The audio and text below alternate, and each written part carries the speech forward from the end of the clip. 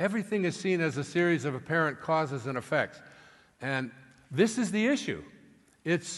We have a tendency to believe that I did this, and then this caused this, and this caused this, and this keeps us here at this ordinary level of consciousness, because we're always in chronological time.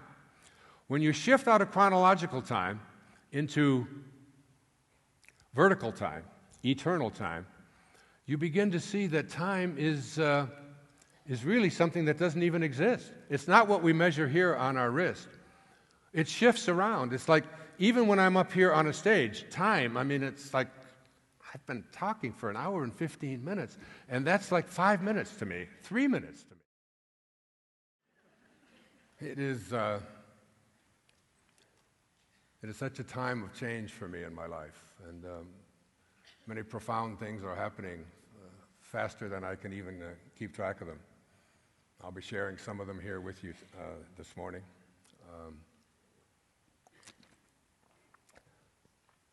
I have in front of me this beautiful rose, and the great poet from 800 years ago in the 13th century, his name was Jalaluddin Rumi, Mevlana, which means our master in Farsi. Jalaluddin Rumi, who's one of the great all-time poets and a divine spiritual master who walked among us 807 years ago. He was born. He once said that what was said to the rose that made it open was said to me here in my chest when I met you. And he was speaking about God. That there is something invisible, something formless, something perhaps spiritual, that is really moving all the pieces around and orchestrating everything in our lives, including us. Every single thought that we have, every desire that we have, are all placed there by something that is much more profound than we're even capable of being aware of. Because the problem for most of us is that we haven't been raised to believe that this divine intelligence that's in each and every one of us, which is capable of performing miracles and creating virtually anything we place our attention on, we've been raised to believe in our ordinariness and what's not possible and what limitations we have, how far we can go and how far we can't go. And it's taken me a long time to come to a place where I have an awareness that every single thought that I have that's placed inside of my head is not really placed there by me, by my human personality. It's placed there by something that I'm calling my impersonal personality. The same thing that's in each and every single one of us. And it's an exciting thing to come to, an exciting awareness to have. I have just completed there's another wonderful quote about a rose. That's so nice.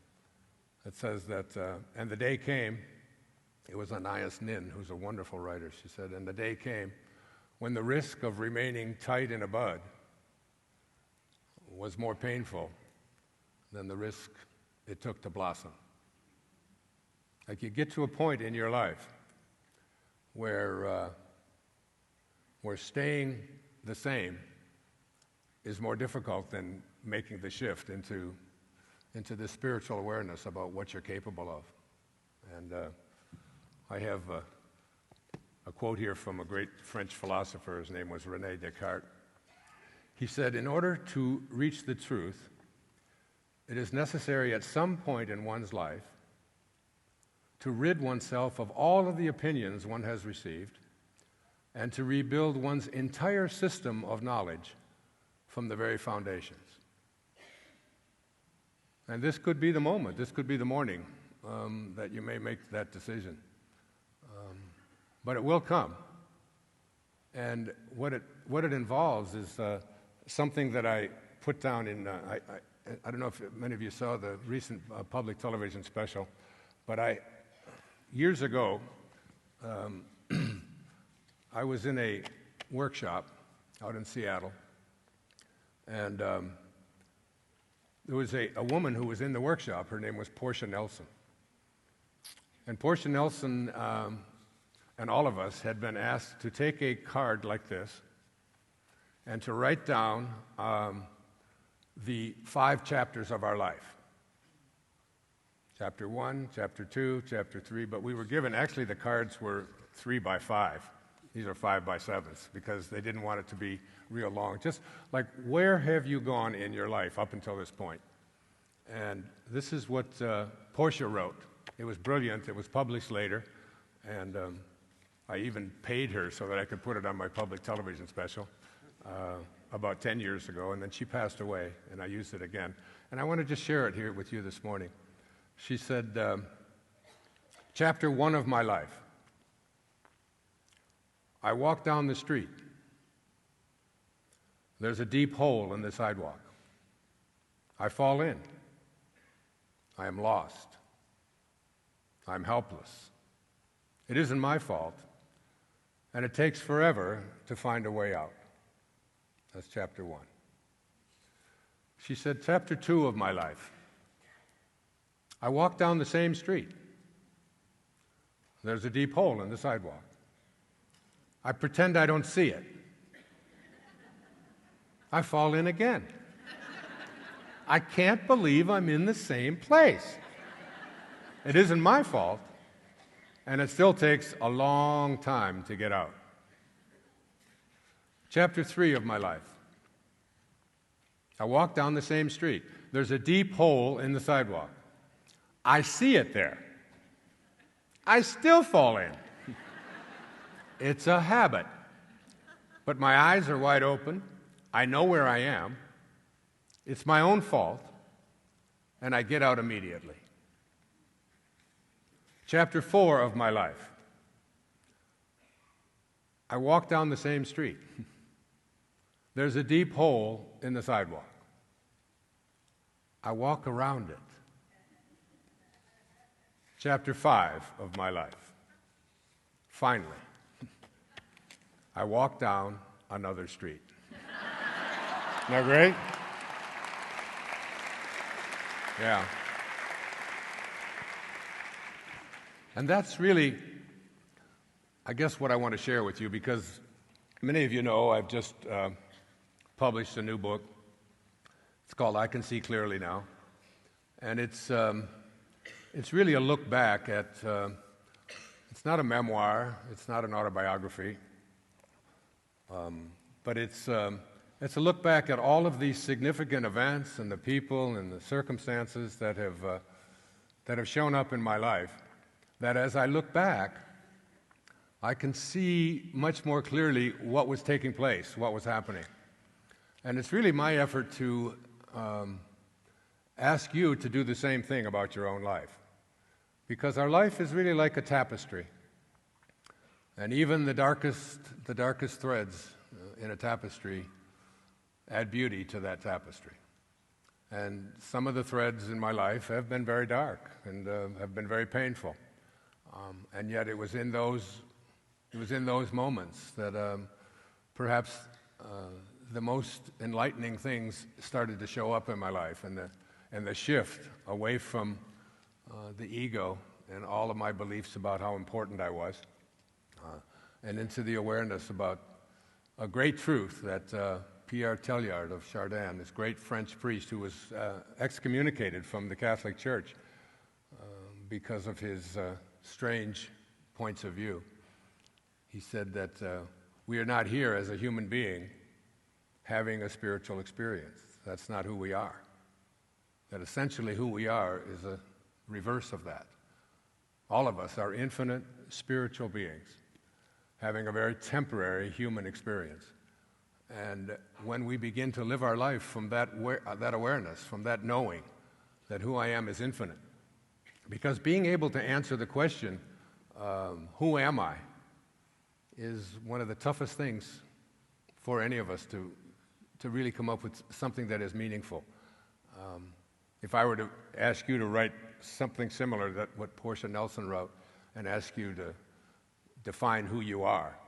Most of you would come up with, most of us would all come up with labels, what my name is and where I live and how many people I have in my family and what kind of job I have, what kind of interest that I have, and so on. But when the great teacher, one of the great teachers in my life, a man named Muktananda, was asked the question, "What is real, Master?" They said, "What is real?" His response, I've never forgotten it, and I've used it a lot in my life. He said, "That is real, which never changes." So there's something inside each and every one of us that is changeless, that is deathless, that is birthless. And if you think that it's your body, then your body's a whole lot different than mine. I have a picture of myself on my wall when I was 21 years old, when I was running, and that was over 50 years ago. And I look at that picture, and I can't find one single cell that was in that body from 50 years ago that's here today. This body is completely different. Every single cell of my being has changed. So that leaves out all of the other things that we define ourselves with, and we have to come to find the place within us that is deathless, that is birthless, that has no form, that has no beginning, that has no end. And it's something that's it's just the most important thing that you'll ever discover in your life, when that awareness becomes true within yourself. So as I was preparing to write this book, and it was June the 26th, it was 2012, it's almost 2 years ago exactly. My children, I have 8 children, 6 girls and 2 boys. They have been amongst my greatest teachers in my life. I can remember how they always kept me so humble and kept me close to the ground. I mean, anytime that I would raise my voice or say something that was inconsistent with what I was saying on television, or what I was writing in all of my books, and being a little impatient and perhaps losing my temper just a bit and saying something to the kids, I would have one of them just stand up, and they usually stood up like this with one hand on their hip, their eyes rolled back, 11, 12, 13 years old, and said, "I wonder what all those people would think of Mr. Positive if they could see him here this morning." That was one of the great ones I heard from my daughter Serena. Would you buy a book from someone who yells at his 10-year-old daughter? I don't understand that. Probably the greatest line I ever heard from any of my children. Now I would follow them around and say, "Come on, say something stupid. I really need some. I need some material." They were all sitting around the breakfast table one morning, all getting ready to go to school, and I was driving them to school. And I heard Serena sitting here, and her sister Summer. Serena was 11, I think, or 10, and her sister Summer, 2 years older, so she was like 13. And she looked over at Serena and said, "So, if you didn't have any feet, would you wear shoes?" And I was over there, I was preparing breakfast for them at the toaster, putting down waffles in the toaster. And I said, "Where is this going?" And Serena responded, "That's the dumbest thing you've ever said. Don't even talk to me." This is 6:30 in the morning. She said, "That's just so dumb. Don't even talk to me. That's so ridiculous. What do you mean if I didn't have any feet, would I wear shoes? That's so stupid. Of course not." And Summer said, "Hey, don't get mad at me. I was just wondering why you're wearing that bra."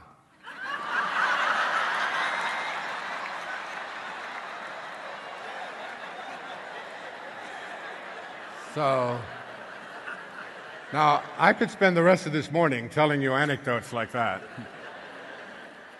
But that's kind of the way it was in our home. Great teachers, all of my children.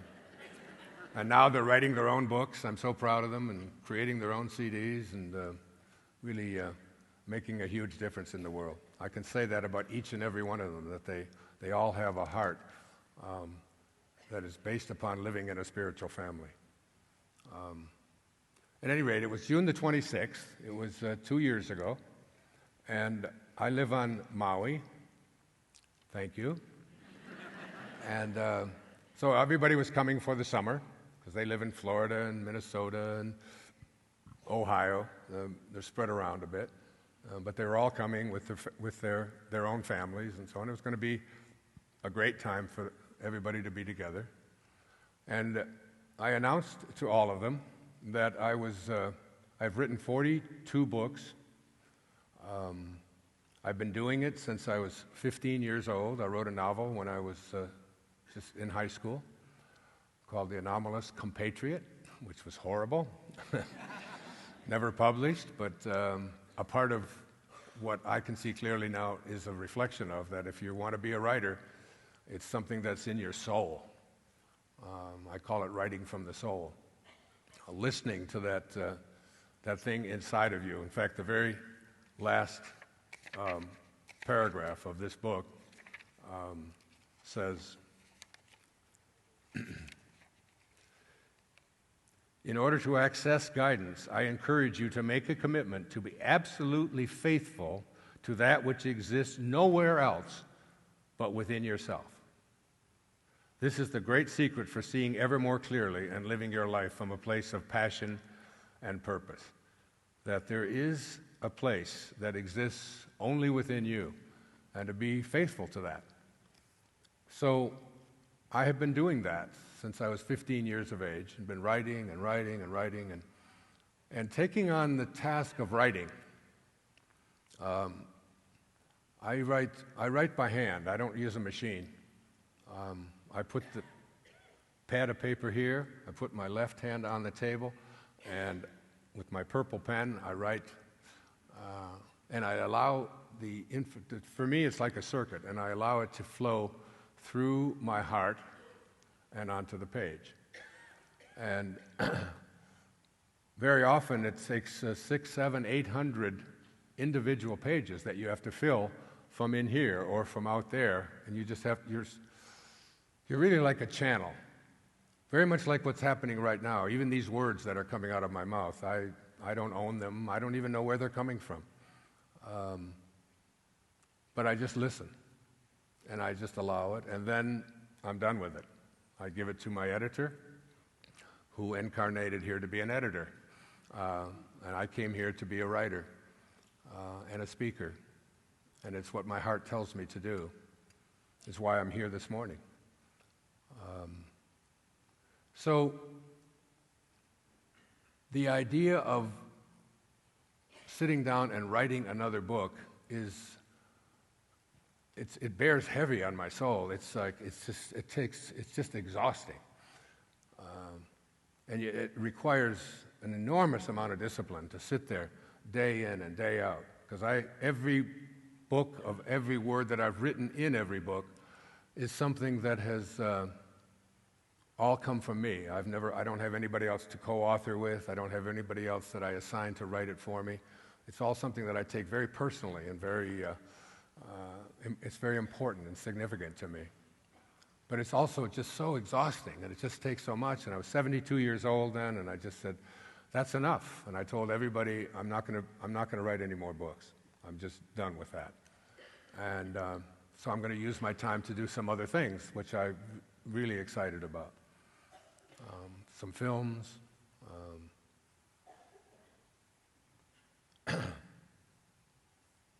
and other projects that I don't even want to talk about yet. So that was the 26th of June. On the morning of the 27th of June, I started writing I Can See Clearly Now. And I wrote, and I wrote, I wrote and wrote. I wrote every single day. Now, the children were all there. They're filling up my space there. In fact, they filled it up so much, we were all going to just kind of gather together because it's summertime, and you can sleep on air mattresses and sleep on the couches and so on, and just everybody's just all there, and it's just a great time for everybody to be together. I had to go out and actually rent a place in order to have the privacy to do the writing that was just so filling my soul. It was so significant that in one moment I had shifted away from, and I thought that I was in charge of this. Now, I was being interviewed about, maybe 11 or 12 years ago. I was in New York City, and I was being interviewed by the New York Times, and also there was a man who was also being interviewed by the New York Times. His name is Arthur Miller, the great American playwright. Death of a Salesman, The Crucible, plays that I recommend you read now that you don't have to, and that you're not going to be tested on it at the end of the semester, but just because it's just so profound. He was just a great artist and a great speaker and a great teacher, and probably most famous for being married to Marilyn Monroe for a few years. So he was asked the question, as I was sitting there waiting, he was asked the question, are you working on another play? Now, at that time, Arthur Miller was 91 years old. I think he was 91 or 92. And so when the interviewer said, are you working on another play, his response was something that I've never forgotten. He said, I don't know, but I probably am.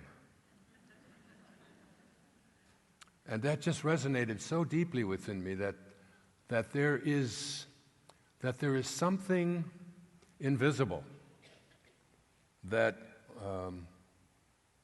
is directing this play that we call our life.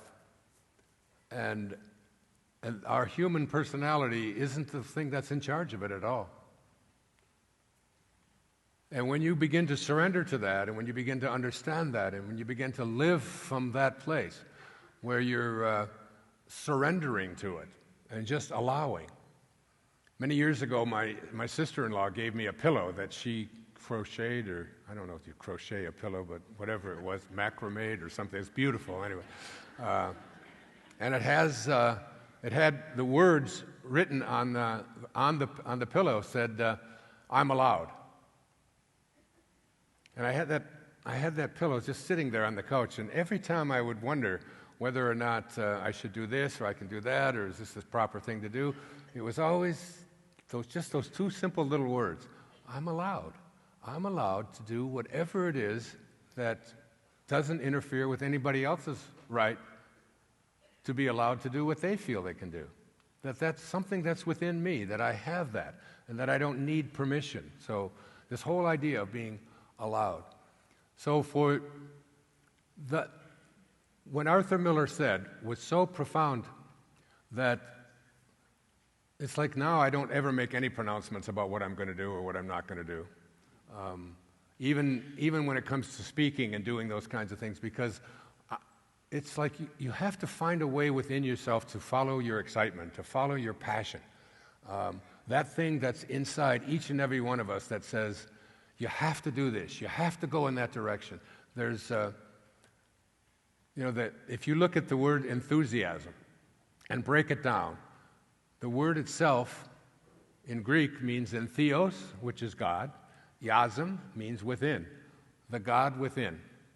That there is something, if I could take any person that's sitting here in this room and sit down with you for less than an hour, I could find something inside of you that is so passionate, that is calling you to do, but that probably you have allowed yourself to have yourself be directed by something that perhaps your family or your parents or your culture has decided this is what you should be doing, this is how you should be going, this is the direction your life should go. But there's like this word dharma, and it means you're like your divine purpose. that you didn't show up here by accident. Nothing in this universe comes here by accident. And there's something in here that calls you to that excitement.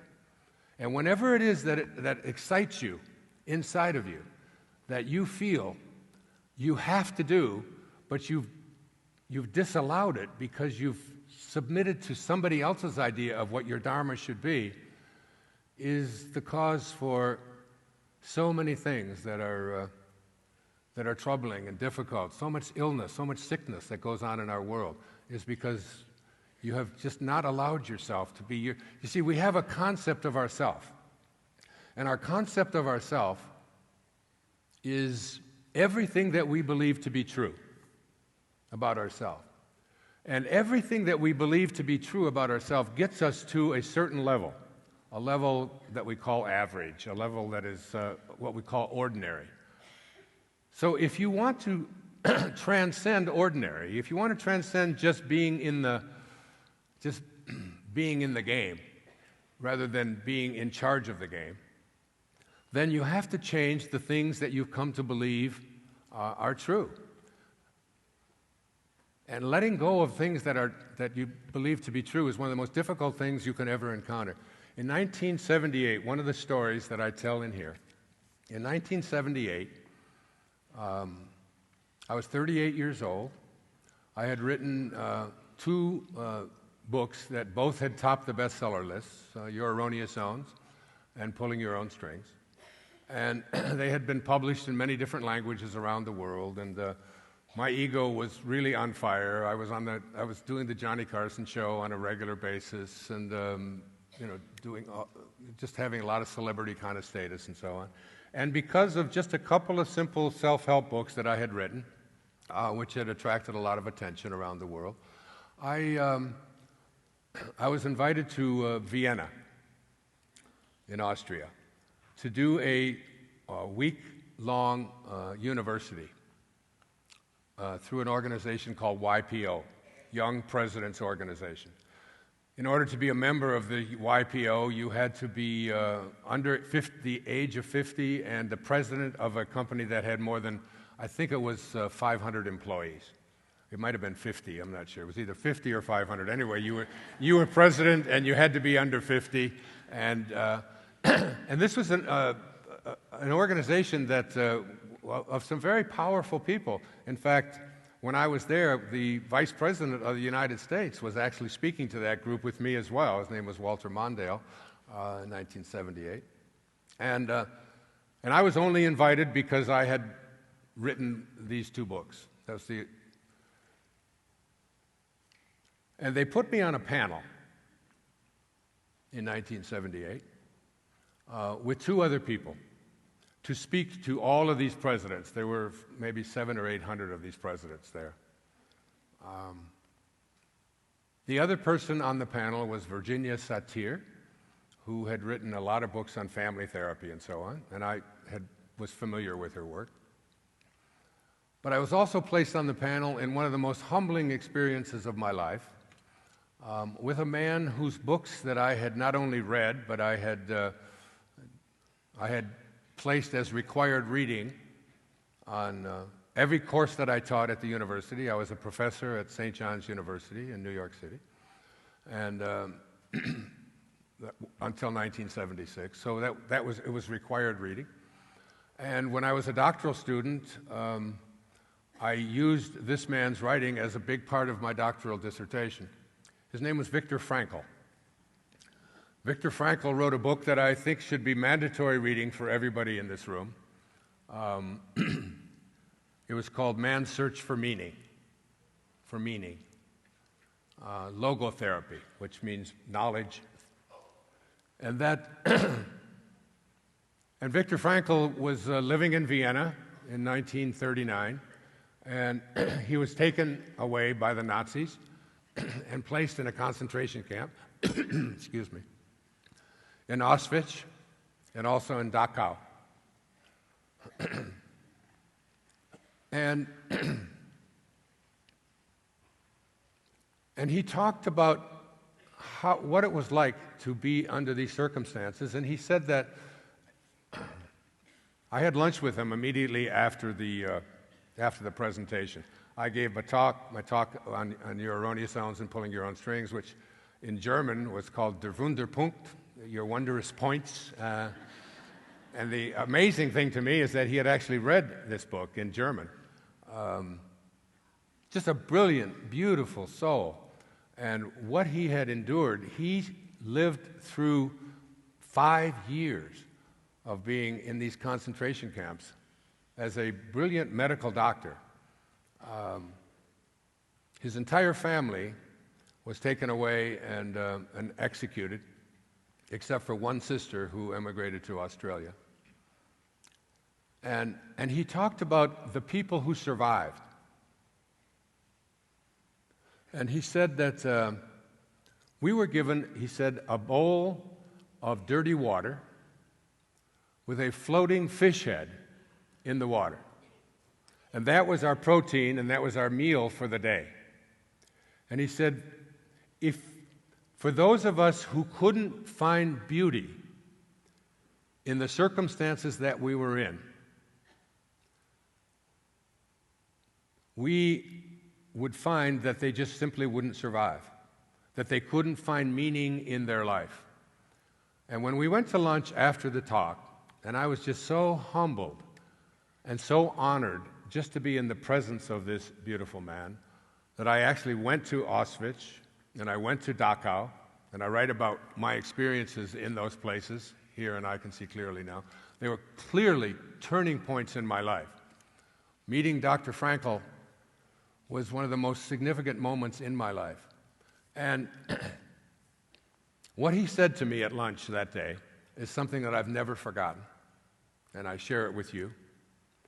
He said that when we are confronted with situations over which we have no control, we are challenged to change ourselves. And if we are not able to change ourselves, that is what we have come to believe is true, then we will be stuck in ordinary, or we won't even survive when we're in circumstances that he was in. So it's what I throw out to you and what I say to each and every one of you as you as you contemplate and look back at your own life and all of the circumstances and the people that have showed up in it, that events such as my meeting with Dr. Frankl, which occurred just a short time after I had perhaps the most meaningful experience of my own life, the turning point in my own life, was in 1974, 4 years earlier, when in August the 30th, I ended up at my father's grave through a series of just bizarre circumstances, which they're too involved for me to spend too much time on them here this morning. But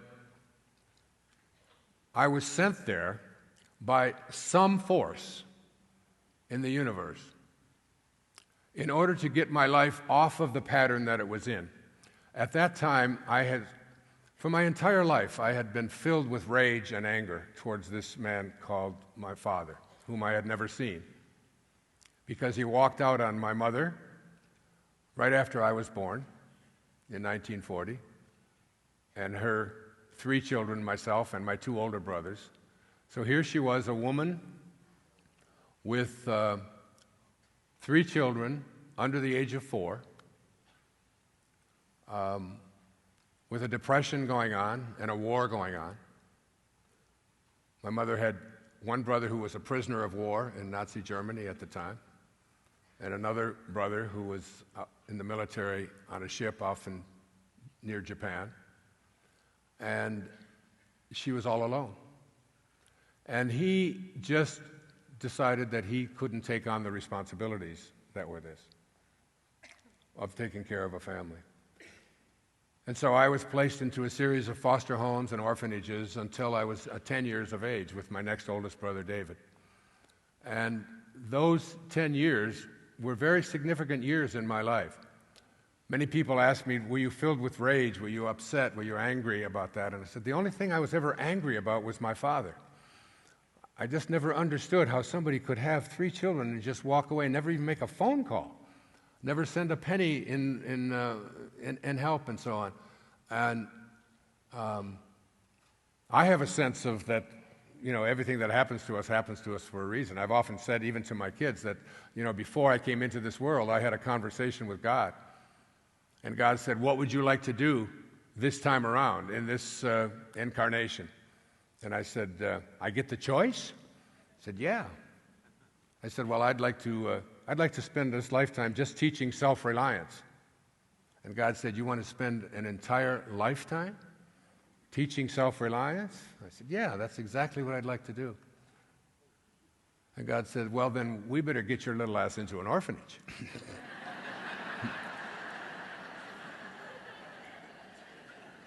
And you're going to spend a whole decade there, and you're going to learn to rely upon yourself because there's not going to be anybody else there to do it for you. And once you have that emblazoned in your consciousness, it's the experience of something. It's the old Chinese proverb, I hear and I forget.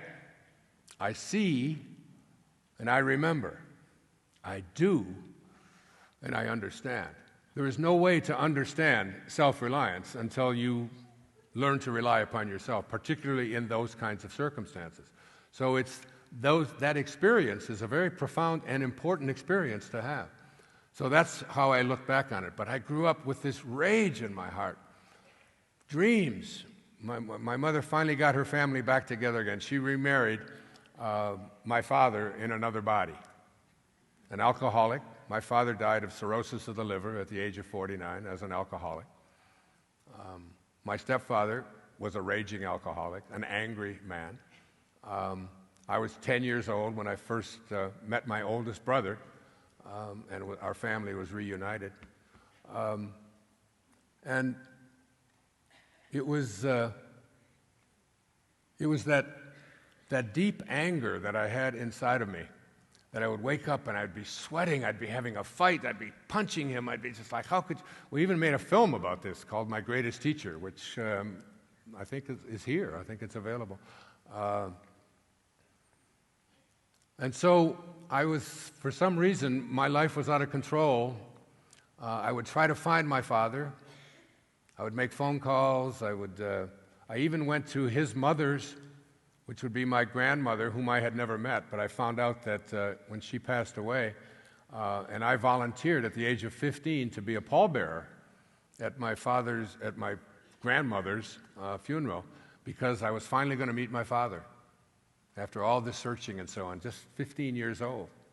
I remember it well because I had a learner's permit, a driver's permit, and my older brother, I was allowed to drive for the first time all the way over to the other side of Detroit in order to go to this home to meet this family that I had never known or seen, knew nothing about. And I was a pallbearer there, and I just kept waiting. I'm going to see my father. He's going to show up. This is going to be so fantastic. And he didn't show. He sent some paltry flowers from a place in West Blooming Rose, West Virginia, where he had hooked up, I think, with his 6th or 7th wife. And it was just another one of those disappointments. Then when I was 18 and 19, I went on a tour across the country looking for my father. There were different places and the clues, just so that I could have there was just something inside of me. My 2 brothers couldn't care less. It was not important to them at all. But for me, there was something that was calling me. And finally, I gave up the search, went into the Navy, spent 4 years in the Navy, got out of the Navy, went to school, went all the way through to graduate school. And then in 1974, when I was 34 years of age, I was invited to go down to Mississippi to do some work for the federal government in checking on whether the civil rights laws of the 1960s were being implemented. And after that was over, I went down to Biloxi, Mississippi, where I had heard that my father was buried. And I went to my father's grave, Melvin Lyle Dyer, 1914 to 1964. He had been dead for 10 years. I had found out about it from a cousin that I didn't even know I had. The reason I tell this story is because it was the most significant moment of my life. I went to the grave. I looked at the little marker on the ground that had his name, and I really went there to do something on his grave that wasn't about love and spirituality and kindness. I truly was going to go piss on his grave. That's really that's what was directing me to go there. I was just so filled with rage towards this man. And while I was on the gravesite and just standing there looking and talking to this man, I was hollering and I was screaming and I was full of rage. And finally, then I went back to the rental car. I had a rental car. Then I was going to fly back. I was going to drive it back to New Orleans and catch a flight back to New York City and teach at in the fall semester of 1974 at St. John's University in Queens, where I was an associate professor. And I got back into the car, and I started to drive away, and something called me back. That something is the thing that opened this rose. That something inside each and every one of us is who we really are. It's our true essence. This body of ours and all of these, and our mind and all of the things that we believe in and all of the labels that we have, all of this stuff is the ego. It's the false self.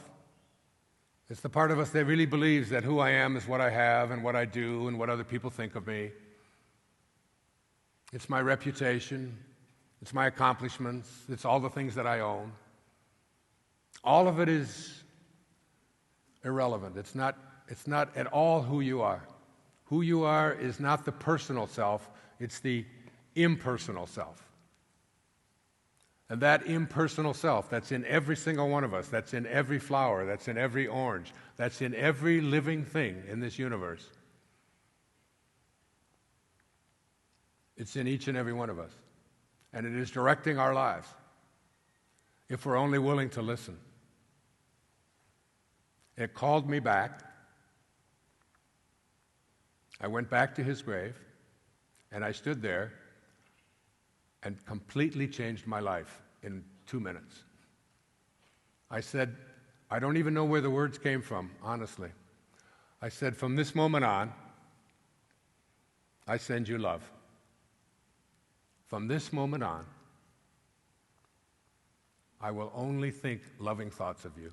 Who am I to judge you? Who am I to decide what you should have been? You did what you knew how to do, given the conditions of your life. And the conditions of his life as a young man were very horrible. I forgive you. I never had another dream about my father, even to this day. In fact, I always feel, whenever I tell that story, and I never know I'm going to tell it because I really believe that our desires, the things that are really pushing us to move in a certain direction, are placed there by God, or the Tao, or whatever you want to call this divine mind that's in each and every one of us. I left, got in the car, a completely changed man. I got back up to New York on the 1st of September, and I had 2 weeks before the fall semester started. The 15th of September is when the fall semester started, so I had 2 free weeks. And I got in an airplane, and I flew down to Fort Lauderdale, Florida, and I checked into the Spindrift Motel, and I wrote a book in 14 days called Your Erroneous Ones, from cover to cover. In fact, I wrote so fast and so furiously that one night, after writing all night, I looked all over this motel room because I had forgot to number the pages. And I had written like 70-some pages that night. It was just flying to me, you know. and I was pulling them out and writing, oh, this must be page 41, and this is 42. And then I flew back to New York, and everything in my life started to shift. I was overweight at the time. I started running. I was drinking. I stopped having alcohol. I haven't had alcohol in my body for over 3 decades now, almost 3 decades. I was in a terrible relationship at the time. That all shifted and changed. It just moved on. I started being conscious of being a more loving being. Your Erroneous Zones became one of the biggest selling books of all time. Today there's about 100 million copies of it in print in like 47 languages around the world. And it was the turning point in my life. And it all happened in one moment of forgiveness. So that when we carry around rage and anger and hatred and bitterness and fear and anxiety and stress inside of us through our thoughts, it's really impacting us in ways that we can't even begin to comprehend. When you let it go and when you shift into a place of love, into a place of divine love, which is really what I want to speak about here today, this place called divine love. Rumi said that when you are born, a ladder is placed before you. And this ladder is placed there before you, he said, in order to help you to escape from this world. And there are various rungs on this ladder. And I have lived from a different place in my life once I've understood this. I was originally trained to be a Jungian analyst, like the study of Carl Jung. That's what I was doing my dissertation on. I changed it all when I met Dr. Abraham Maslow. But Jung had this comment. He said, from the beginning of my life, he said, I had a sense of destiny, as though my life was assigned to me by fate and had to be fulfilled. This gave me an inner security, and though I could never prove it to myself, it proved itself to me. I did not have this certainty. It had me. Does that make sense to you? I mean, let me say it to you again. From the beginning of my life, I had a sense of destiny, and this is true for every single one of us here. I have the mic, so this is what I really believe in, and I'm saying to you. I have lived from this perspective. It's what I can see clearly is all about. As though my life was assigned to me by fate and had to be fulfilled. I wonder how many of you feel that there was something, that you're here for something more than just what your ego's demands are. It's called the false self.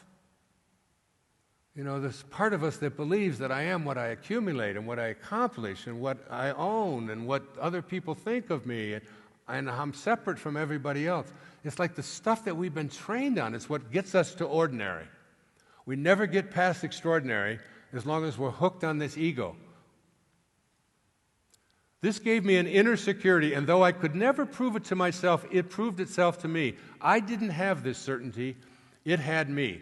Now, I can't say that was true for me for my whole life, but I can say for sure it's true today as I look back and as I wrote the stories of my life. The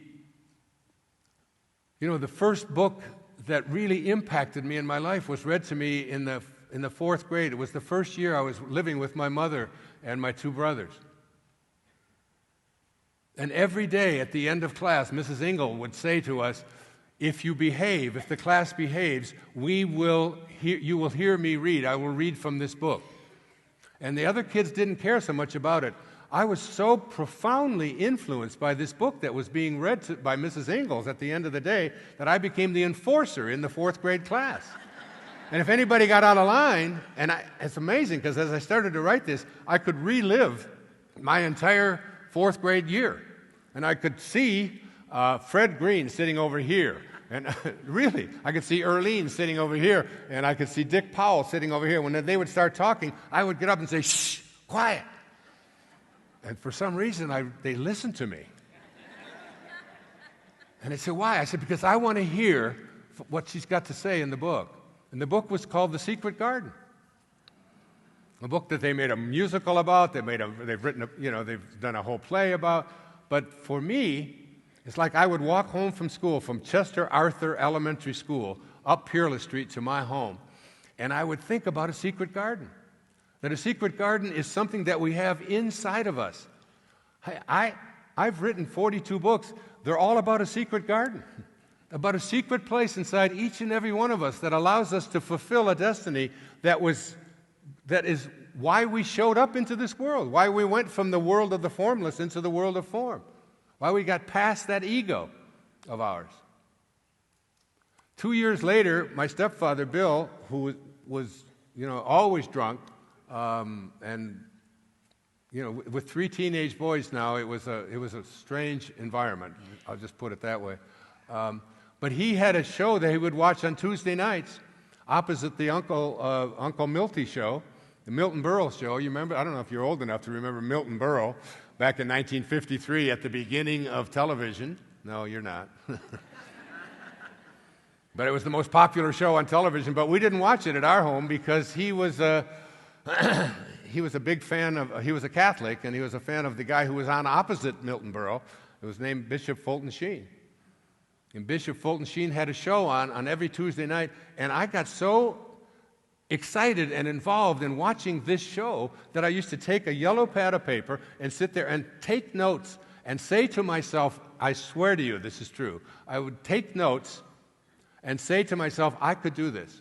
I could talk on television and keep people interested. Well, since 1998, I've done 10 public television specials, speaking just like Bishop Fulton Sheen. And we've raised $250 million for public television, I'm proud to say.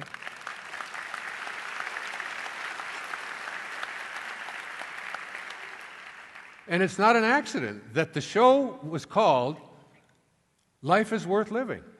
You can YouTube it now, and you'll see you can see different excerpts of it, because when I was writing this, I went back and started watching it again and thinking, I became like this 13-year-old boy sitting there taking notes. Why was I so excited about something called Life is Worth Living as a 13-year-old boy? Because it was part of a dharma, part of something that I came here to be. I can see it now as I look back on every one of the circumstances, and by the way, it's true for every single one of you. When Bishop Sheen won the Emmy, the first Emmy Award was granted to Bishop Sheen opposite the most popular show on television, and Milton Berle was asked how did he feel about his competition getting the Emmy Award. His response was so great. He said, he had better writers. Matthew, Mark, Luke, John. He said, I can't compete with them. What I did with I Can See Clearly Now is go through these life-changing, turning events that, as I look back on them now, I can see that there was something moving the pieces around in my life. You have to listen to your excitement, that thing inside of you that said, this is what I want to do. I have one of my daughters, she's sitting right over here, looking on her, doing something on her. She's tweeting something, yes, however that works. Her name is Tracy. She was born in the middle of the Detroit riots in 1967 on the 1st of August. And was working, gone to Michigan State, got a couple of degrees, was doing well, was an executive at a place called Best Buy in Minneapolis.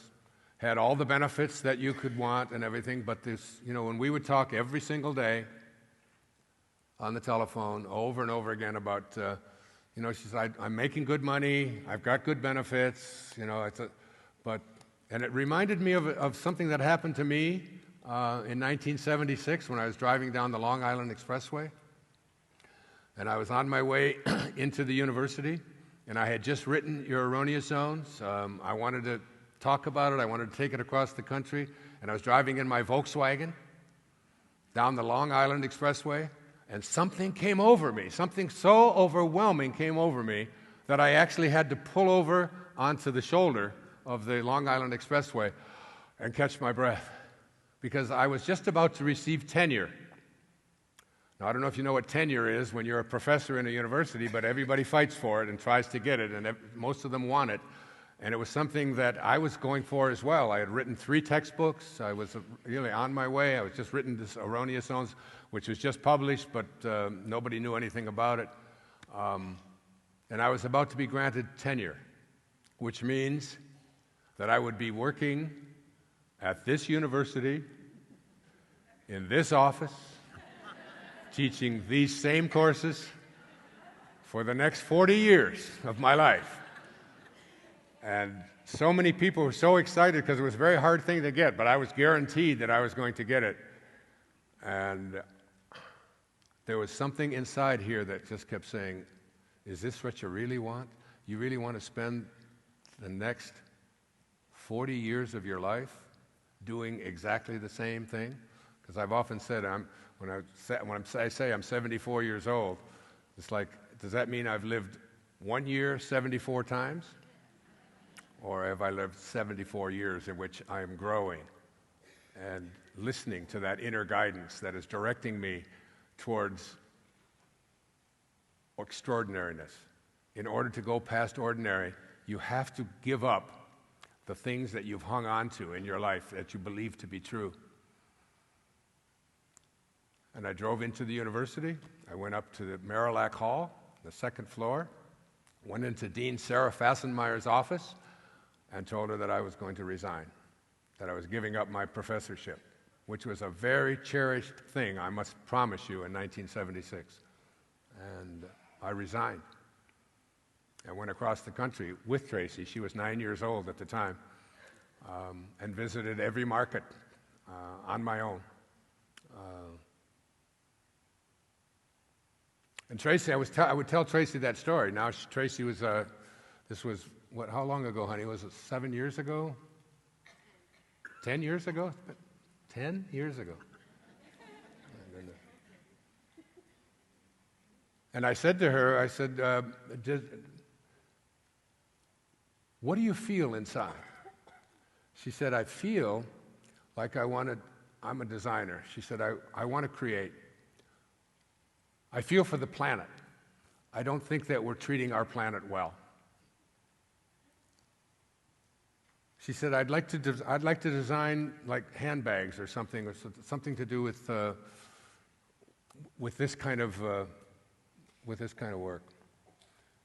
She said, but I can't give up the benefits, and it's like fast backwards to 1976, the tenure, the whole thing. It's like, are you listening? Are you listening to what's calling you inside?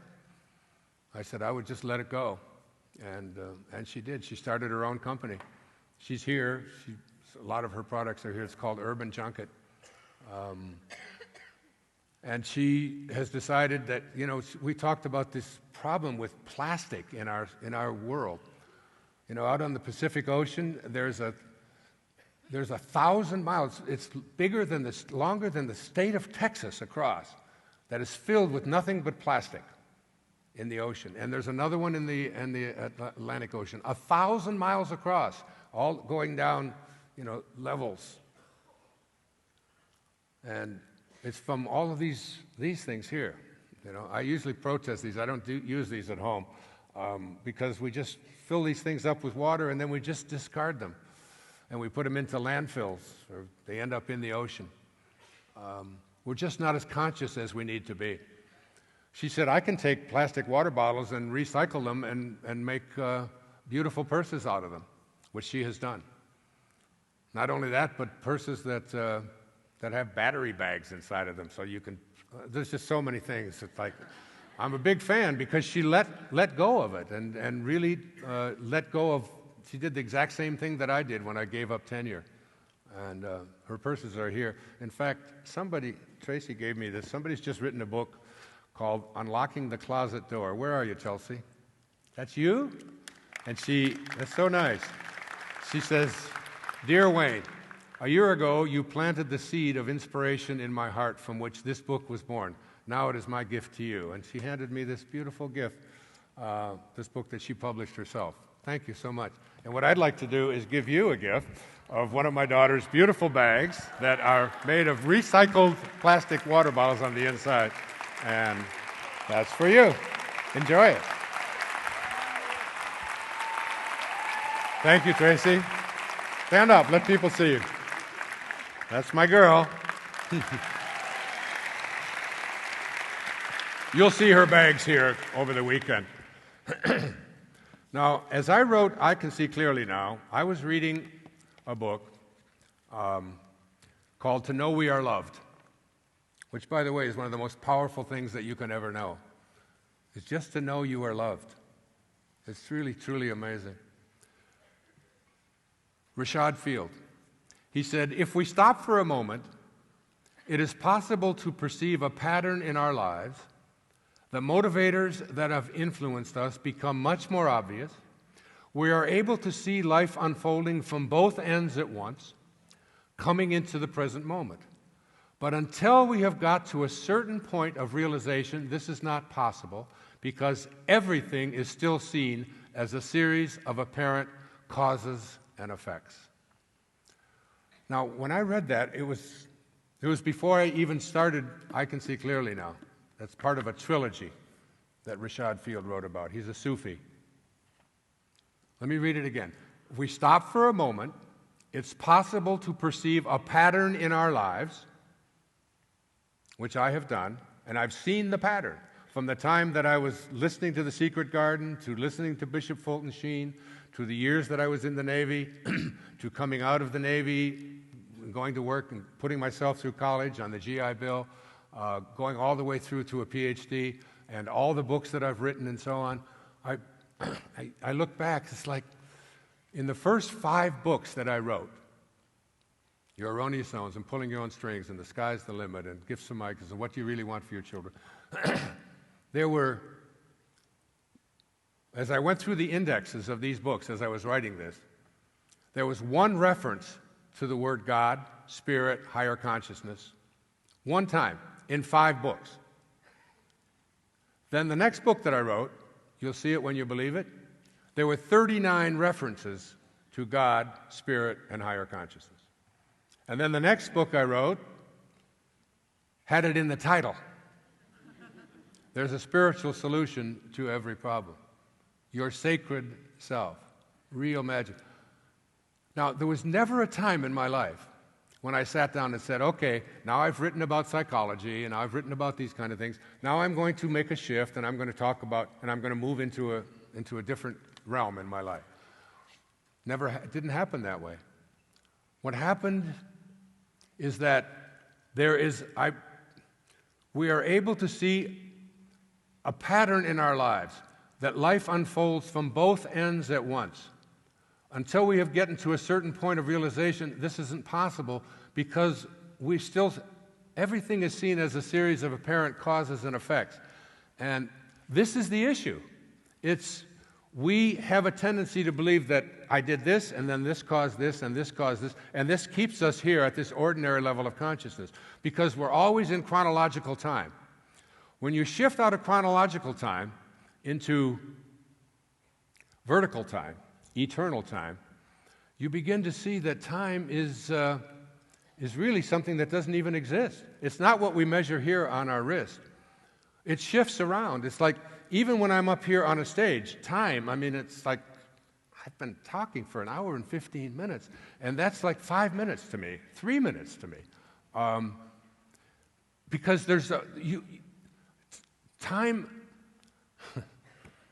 how do I explain this?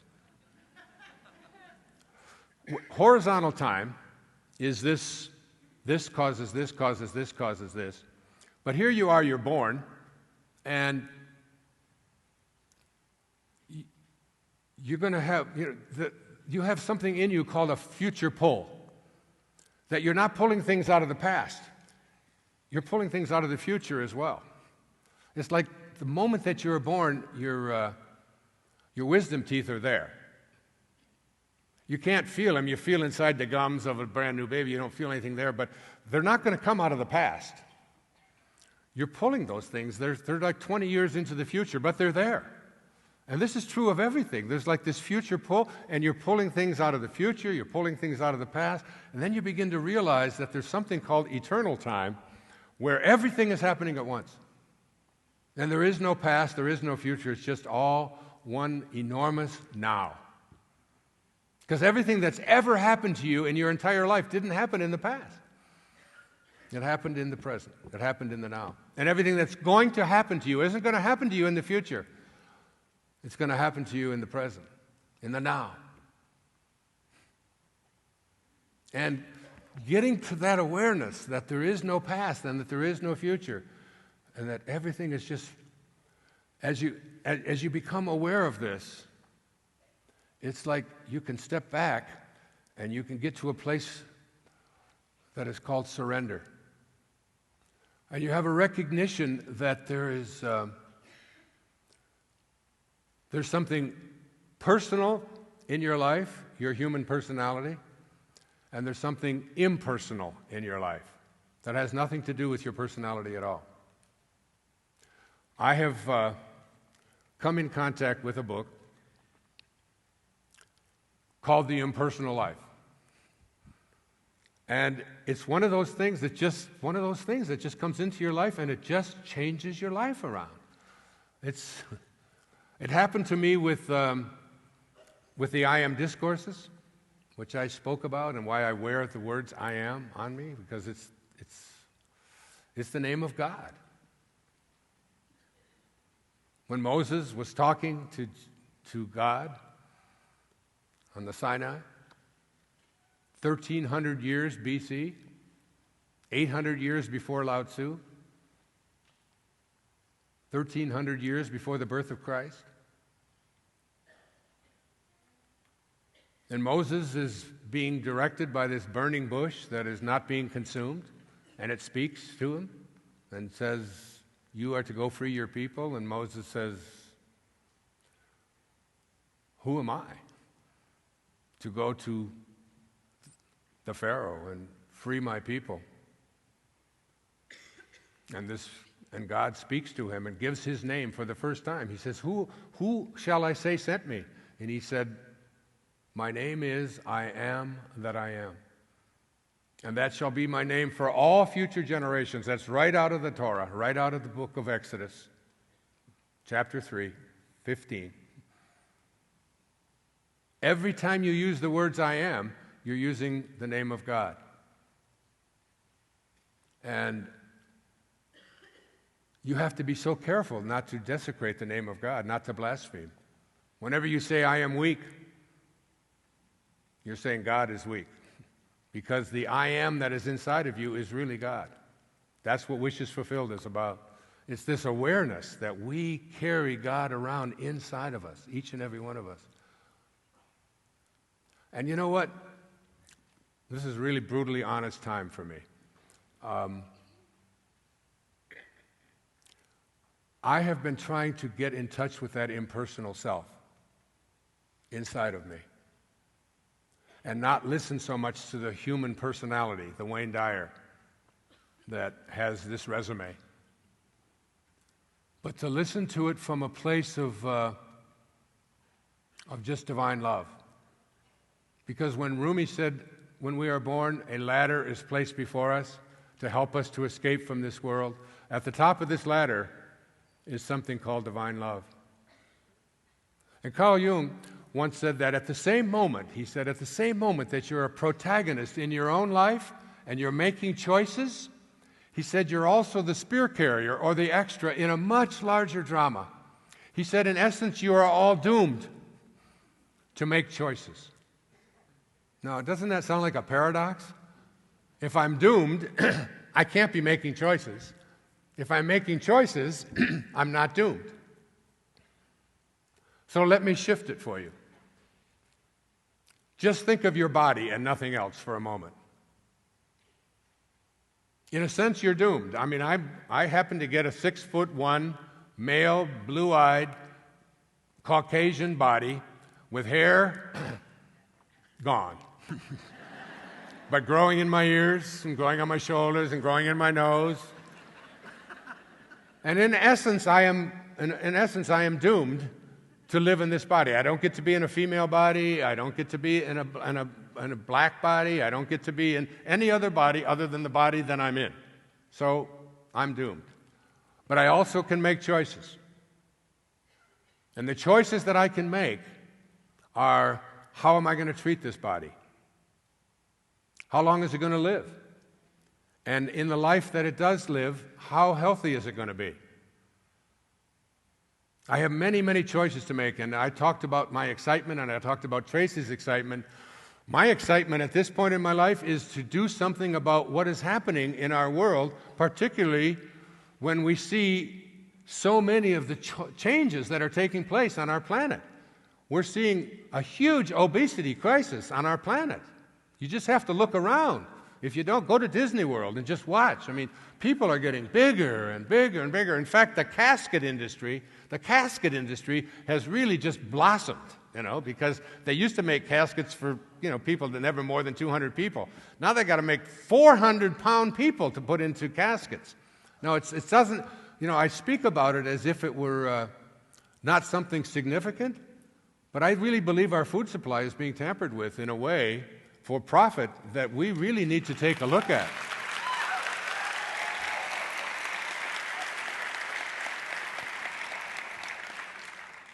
When we start genetically modifying our foods, in fact,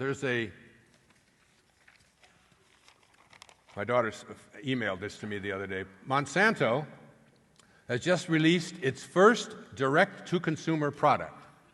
So no longer is Monsanto just a chemical company, now they're a food company. A genetically modified sweet corn containing Bt toxin designed to protect the plant by rupturing the stomachs of any insects that feeds on it. Monsanto claims that the toxin will break down before the corn makes it to your dinner table. But rats fed the GM, genetically modified corn, showed organ failure, and the toxin has been detected in the bodies of pregnant women. It's not like I'm saying that genetically modified food is good or bad. I have my own opinion about it. But I think I have the right to know whether that's something that I'm consuming or not. I mean, it's just such a simple thing.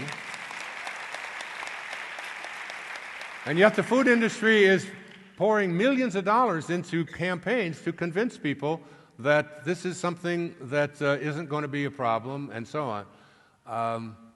I was up in Halifax last June. It'd be a year ago this month.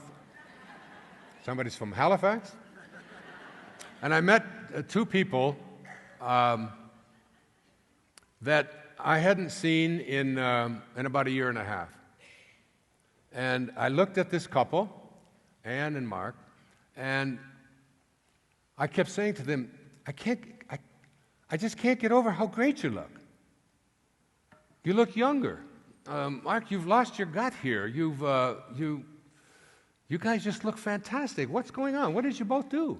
And they said, well, we brought this fellow up here to Halifax in Canada and took him on a tour. And his name is Bill Davis. He's a medical doctor. He's a cardiologist in Milwaukee. And he's written a book called Wheat Belly.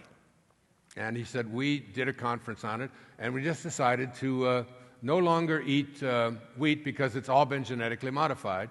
And so many changes took place in this.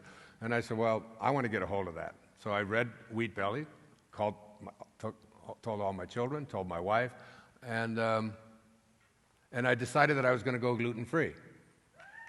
Yeah. Now, some people think, well, this is just a new fad and so on, but I don't think it's a fad at all any longer. When I read Wheat Belly, I was so taken by it that it hit me in this place in here. And what the thing I learned from the impersonal life is that every desire that we have, see, we get many ideas. They're coming at us all the time, all these thoughts coming into our mind. Thought. And then a thought sometime will come into us that is attached with a desire. And when that desire is strong and you can't ignore it and it's something that you have to do, That isn't your personal life. That isn't your human life that's doing this. That is the same intelligence that opens the roads. That is the same intelligence that keeps the planet in alignment. That is the same intelligence that grows your fingernails every single night. You go to bed and you say, all right, I'm not going to grow these fingernails. I'm tired of having to cut them all the time. I'm going to stop this. And you have absolutely no decision. Your human self can't do anything about it. There is an intelligence that grows your fingernails. For some of you, it grows your hair. For Danny and I, it doesn't, but that's all right. It's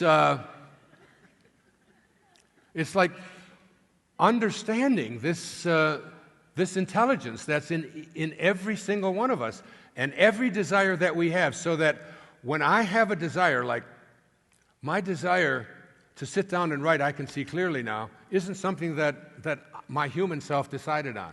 I woke up on the 27th of June, and it was just overwhelming. And when you surrender to it, and when you start to listen to it, and you allow it to be the focus of your life, it's just amazing the things that begin to happen for you. And what I did with the gluten-free thing is I looked at that and I decided we share the same the same genes. 7 of our human genes are identical with wheat. 7 of them. 11 of them are with bananas. You know, like there's 11 genes in a banana that are the same in a human being, but there's 7 that are in wheat. And wheat, when we were growing up, it was amber waves of grain, remember? And, it's like, now wheat isn't produced like that. It's dwarf wheat.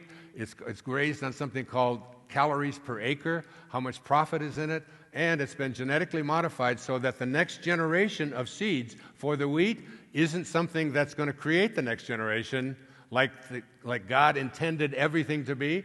Every single organism on the planet, the seed from this generation produces the next generation, and the next, and the next. It's been going on as for eternity until Monsanto has come along and companies like this, and now they have patents on these seeds, all of which have been approved. In Washington, in 1970, there were 175 lobbyists, 175 paid lobbyists to influence legislation. Today, there are 13,750 paid lobbyists who are there. There's one lobbyist for every single congressman from the food industry, from the drug industry, and so on. And things like patenting a seed, that you get to own the seed, and the next generation has been stopped from reproducing it. So if you plant it in the ground, it won't grow. You have to go to Monsanto to do it. Anyway, this could become a rant, all right? But I'm very, very passionate about this. And it's a desire that's just been placed in me. Thank you. So since going gluten-free, I have taken off all of whatever is around the wheat belly, because if you take 2 slices of whole wheat bread, just 2 slices, it's the same identical thing in your body as taking 6 tablespoons of pure cane sugar and eating it. 2 slices of whole wheat bread, 6 tablespoons of sugar. Check it out. So we've been sold a bill of goods on healthy grains and all of this kind of stuff that we're pouring into our bodies. And, my own mom, who passed away, it'll be 2 years now, July the 22nd. And in her last couple of years, she was 96 years old. She kept saying, Wayne, she said, I exercise, and she did. She walked all the time, and she exercised, and she said, and I hardly eat anything, but every day, I said, well, what do you eat, Mom? And she said, well, I have a bowl of cereal in the morning with whatever it is, was all wheat, and I have a sandwich of whole wheat in the afternoon. And she said, and it just keeps expanding and expanding. How many people have said this to me? I exercise, I eat, I don't overeat, I'm very careful, but I'm always bloated, and I can't lose the weight. We got a whole culture of people. We got 1 out of 3 people who are obese in our country. 1 out of 3. That's a major shift. We have 1 out of 3 people by the year 2040, the year I turn 100, who are going to have diabetes in our country. It's an epidemic. In 1972, 1 out of every 15,000 births had signs of autism. Today, it's 1 out of every 68 births. In one generation, what is going on? If we don't have to me, it's like, duh, which is what my kids all say, duh. Have you looked at the food supply? Have you looked at what we're eating? So next, when I leave here today, I go back to Maui, and then I'm going to Baltimore. And the week I'm in Baltimore on the 18th of June, I called Bill Davis, who is responsible for me going on a gluten-free, not only gluten-free, but become very, very conscious of eating organically and eating really healthy things. It's changed everything in my life. We're doing a public television special together. I called him up and told him how, yeah.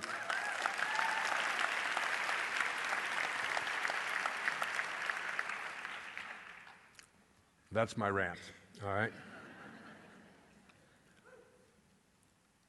There's three kinds of love, according to Peter Dunoff, who was a great Bulgarian spiritual master who died in 1944, who speaks to me on a spiritual level on a regular basis, who's written over 250 books on divine love, on a very special kind of love. And he said that there's as we move up this ladder towards divine love, which is where we get to extraordinary, where we begin to perform miracles that we never thought were possible, where we begin to heal ourselves and heal others, where we begin to make conscious shifts in our world. We move up the ladder. I always say that I Can See Clearly Now is the story of a man who has listened to the internal callings and have been willing to do it. Like, what are you willing to do? That's the bottom rung of the ladder. What are you willing to do? You get this calling. You know you're here for a reason. There's something that calls you to fulfill your own dharma, to fulfill your own destiny, and you've spent so much of your time being consumed with what other people think and how well they're doing it, and should I go this way or that way? What's everybody else going to think? Or it's going to be too expensive, or I can't afford it, or things aren't going to things aren't going to fall in line for me. It's not as easy as you say, and so on. You have to have a willingness inside of you. That's the bottom rung on the ladder. How willing are you? When the time came for me to leave the academic world and to leave a tenured position as a full professor behind, I was told over and over again that the only way you can get your message out is to get on national television. But nobody on national television wanted to hear from me. But there's another way to reach everybody in the country. Are you willing to do it? 1976, I packed my 9-year-old daughter and her girlfriend, Robin, and my wife, and we went across the country to meet every single person. Thoreau once said that if you advance confidently in the direction of your own dreams, that's what's in your imagination. If you advance confidently in your own dreams and endeavor to live the life which you have imagined, you will meet with a success unexpected in common hours. It will chase you. You've got to stop chasing it and just listen to your dreams. Listen to what's in your imagination, because the greatest gift that any of us have ever been given is the gift of our imagination. It is there that we can create virtually anything that we place our attention on. But we don't do that. We ignore it. We say instantly, no, I'm not willing to do that. No, that would be too tough. I can't move to another city. I can't. And instantly, you move back into ordinary, into just being a fringe dweller, just sort of dwelling on the fringe of higher consciousness, but never being able to take the step. You have to not only be willingness, but you have to have a sense of determination. As you read I Can See Clearly Now, you will see a profound sense of determination inside of me, something that I just couldn't turn it off. You also have to have a sense of fearlessness, letting go. Letting go. In the recovery movement, we say you let go and what? You let God. Whatever you want to call that divine, invisible intelligence that opens the roads, whatever you want to call that, it doesn't matter. You can call it the Tao. I lived for a year as a Taoist. In the year 2005, the year I turned 65, I gave up everything that I owned.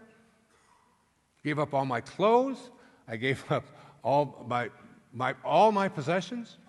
I gave up all my furniture, all the things that I accumulated, all the records that I had, all the awards that I had been given.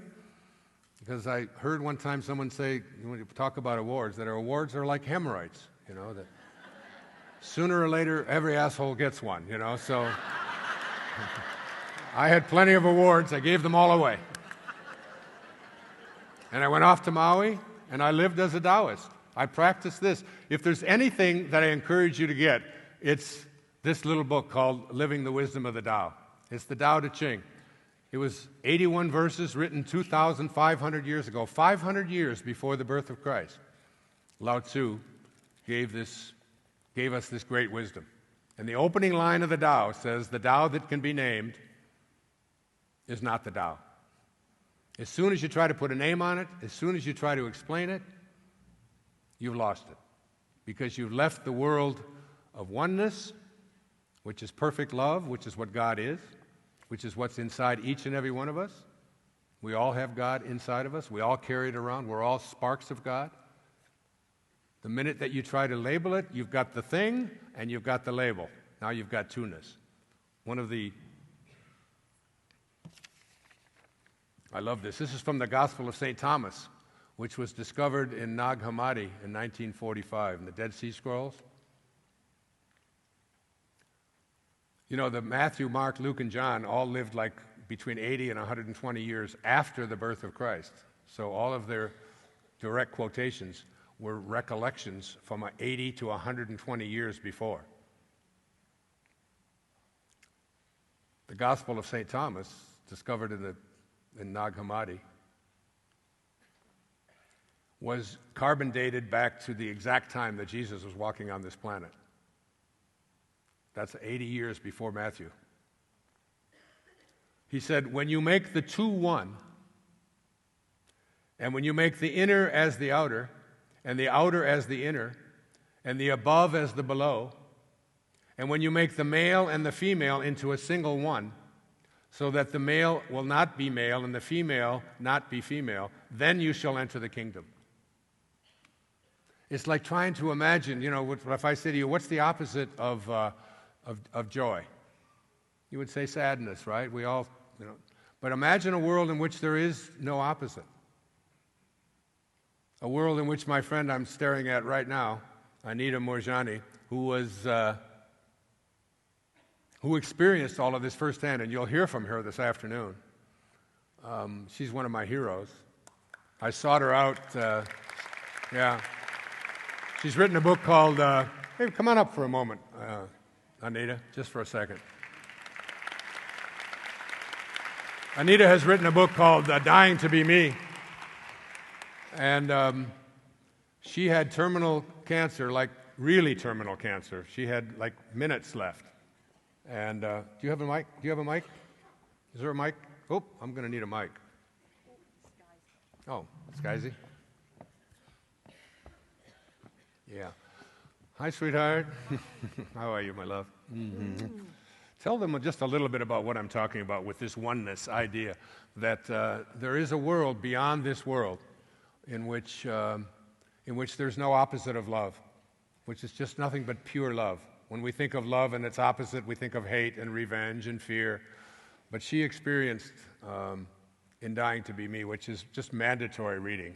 I mean, it's an assignment, okay? You have to read Dying to Be Me. It's one of the greatest books that I've ever... As a matter of fact, I just had a very, very dear friend who lost a little baby to an accident. And I didn't know what to say to her. It was just... the mother and the father both came to my apartment on Maui. And just in deep sadness. I had just met this she was only 14 months old, and the only thing I could say to them is like, just read this. This will give you some peace. And I just talked to them last night, and they said it brought them so much peace, just an awareness that there's something so grand and beautiful on this other side. What about oneness, Anita? What I experienced on the other side. Actually, what happened is on February the 2nd. Can you hear? Can you all hear? Is the mic okay. on? On February the 2nd, 2006, that was supposed to be my last day here in the physical body because I was dying of end-stage cancer. My organs had shut down and I was in a coma. And the doctors told my family that I wasn't going to come out of the coma. But what I experienced while I was in the coma was I was feeling amazing, and I was free from my body. I was no longer in my body. I could see my body on the bed, and I'll describe more when I speak about it this afternoon. What's your body weight? What was your body weight down to? About 80-some pounds? 85 pounds. And I was a skeleton. I was literally a skeleton, but my lungs were filled with fluid, and I hadn't been able to walk. I was breathing with the aid of oxygen, and then my organs shut down, and I went into a coma. And but it appeared that I was in a coma, but I was actually aware of everything that was going on around me. And how I experienced myself, well, first of all, I felt that I was loved. I knew I was loved unconditionally. There was this feeling as though I was just embraced or encompassed by love. It was nothing like what I had ever felt in physical life ever before. It was just like you describe, a love that has no opposite. And the way I describe it is that I was aware that I was without my body. But what I learned in that realm is that when I'm without my body, I'm also without my gender, my culture, my religion.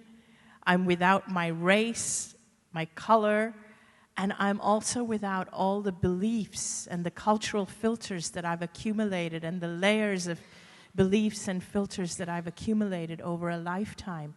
All of it falls away with the body.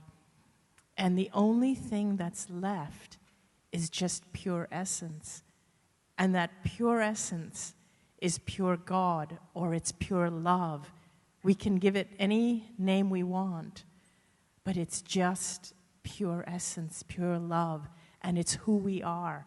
Each and every single one of us, it's who we are at our core if we didn't have all these layers and layers. So beautiful. Thank you, Anita. She's going to be speaking this afternoon at what time? At 4:40 this afternoon. Thank you, my love. Thanks for coming up. God bless you. I love you so much. Thank you. Yeah, when in fact, I'm going to be talking in a moment about desire, but I want to tell everyone, when you get your new purse, stick this in it, all right? How's that, Tracy? Some call it the wisest book ever written. 81 verses. I wrote 81 essays on it and lived it for an entire year. But it's something that I refer to every day. I have it in my glove box, and I open it up, and I just always get a lesson from it. Living the wisdom of the Tao, a very profound teaching. And thank you, Anita. And she, you probably saw her on my public television special. A desire was placed inside of me. And this is what I want to talk about in a few moments. It's this whole idea, the difference between an idea or a thought that you have. Even your thoughts are not things that your human personality are capable of doing. You can't create a thought. We think that we create all of our thoughts, but try to get one. Try to find out what it is. Try to go inside. We can find the command center inside of the brain where thoughts originate. We can find all of that, but we can never, ever, no matter how scientifically pure our technology is, we can never find the commander in the command center that says, I think I'd like to wiggle my finger. I think I'd like to move my hand. I think I'd like to do this. Think about this. Think on this strongly, because this is where I am at in my life right now. Every desire that you have is placed there by your impersonal self, the same one that opens the roses, the same thing that grows your fingernails. And when those desires are so strong that you can't resist them, that you can't stop thinking about them, that they're just hanging on, they're there with you, whatever they are, that's the impersonal part of you speaking. When I first became acquainted with Anita's work through something that was posted on the internet that someone sent me, I couldn't stop thinking about it. I called my publisher. I said, we have to find this person, because her name wasn't even on it. It just said Anita M. So I didn't even know her last name. But I sought her out, and she will tell you that there were so many synchronistic kinds of things that were taking place to bring us together. I called the publisher and said, I want to publish her book. And I want to write the foreword to it, and I want to introduce her to America. I want to put her on my public television special. This is before she even had any idea that I was so aware and so conscious of these things that showed up in my life. It's like everything, and I can see clearly now. As you look back on it, you see so clearly, oh my God, this is what was pushing me at this time. But you know what? The now is the same as all of those other times. There's something talking to every single one of you, whatever those desires are. And it manifested in now, and everything that I had told you, Anita, about what would happen. Your book would be on the New York Times bestseller list. You'd be lecturing all over the world. It would be published in many different languages. You'll become a worldwide, because there was a desire placed inside of you, and there was a desire placed inside of me that has nothing I could do anything about. I couldn't stop it. And that desire is so powerful, and I want to speak more on it in a few moments. But before that, I want to bring us to the top of the ladder. Willingness, determination. These are the core things that have occupied my entire life. I had a quote. I saw it this morning for the first time. I was up early this morning meditating about what I wanted to speak about today, and I was reading Thoreau because I've been asked to do a film about Thoreau, to be in a movie called Walden Pond, about my hero from Concord, Massachusetts. On the 4th of July in 1845, he opened a cabin on Walden Pond and lived there for 2 years. I tell a story in there about how Thoreau, when I was 15 years old and being kicked out of high school because I was practicing civil disobedience, and then I read an essay by Henry David Thoreau called On the Necessity of Civil Disobedience. And I thought, as I presented that to the principal, that I would be, because they had actually left that book on there for me to read while I was waiting. I took it in and showed them. I said, this is what I was doing. They said, it doesn't work, and they still expelled me. He said, I want to live deep, and I want to suck out all the marrow of life, and not when I come to die and discover that I have not lived. I love that. I want to live deep and suck out all of the marrow of life, not when I come to die and discover that I have not lived. I read a book by a woman in Australia named Bronnie Ware called The 5 Regrets of the Dying. She was a hospice nurse, and she would interview and talk to people for 8 years. She kept notes on what are your top regrets? What do you regret? Talking to people that died. And the number one regret of dying people is I wish that I would have had the courage to live the life that I knew I should rather than following somebody else's ideas. The number one regret. And we're all facing that awareness, that reality, that we're going to leave these bodies. Anita had the incredible blessing to be the only person, perhaps in all of humanity, who has ever been at that far gone end stage of cancer and even lived, let alone 5 weeks after she came out of the coma. They couldn't even find any cancer in her body in 5 weeks. And in 5 days, it had all gone, 50% of it had disappeared. All of her medical records are in there to validate it. I've seen the photographs, and yet she came back. There was a desire placed in her, not by her human self, but by this oneness. It's like when you're living with the source, there are no opposites. If you lived on the sun, if you had a house on the sun, be a little warm, but if you did, would you have a concept of darkness? Would anybody ever be talking on the sun about darkness? Why not? Because when you're with the source, there are no opposites. There's only oneness. And the sun is the source of all light on our planet. And when you are with the source, there are no opposites. But beyond the sun is God, or the Tao, or the grand mind, the divine mind. And when you are with the source, there is only love. That's what I got out of reading Dying to Be Me. That it was just nothing but pure love. no opposites. She saw her father there, who was filled with resentment and anger because she had left an arranged marriage in India 3 days before the wedding. And Indian weddings, if you've ever seen Indian weddings, they go for weeks. And she left it all, and she thought when she saw her father, and she said all she saw with her father was pure love. You don't have to die. You don't have to leave this body in order to understand and know this thing called pure love. At the top of this ladder is this divine love. And Dunov said there are three kinds of love. There's human love. Human love is a love that changes and varies. I love you today, not so much as yesterday. I love you more, I love you less. You didn't do this, you passed that. My love changes, it varies. And then there's spiritual love, which is a love that never changes.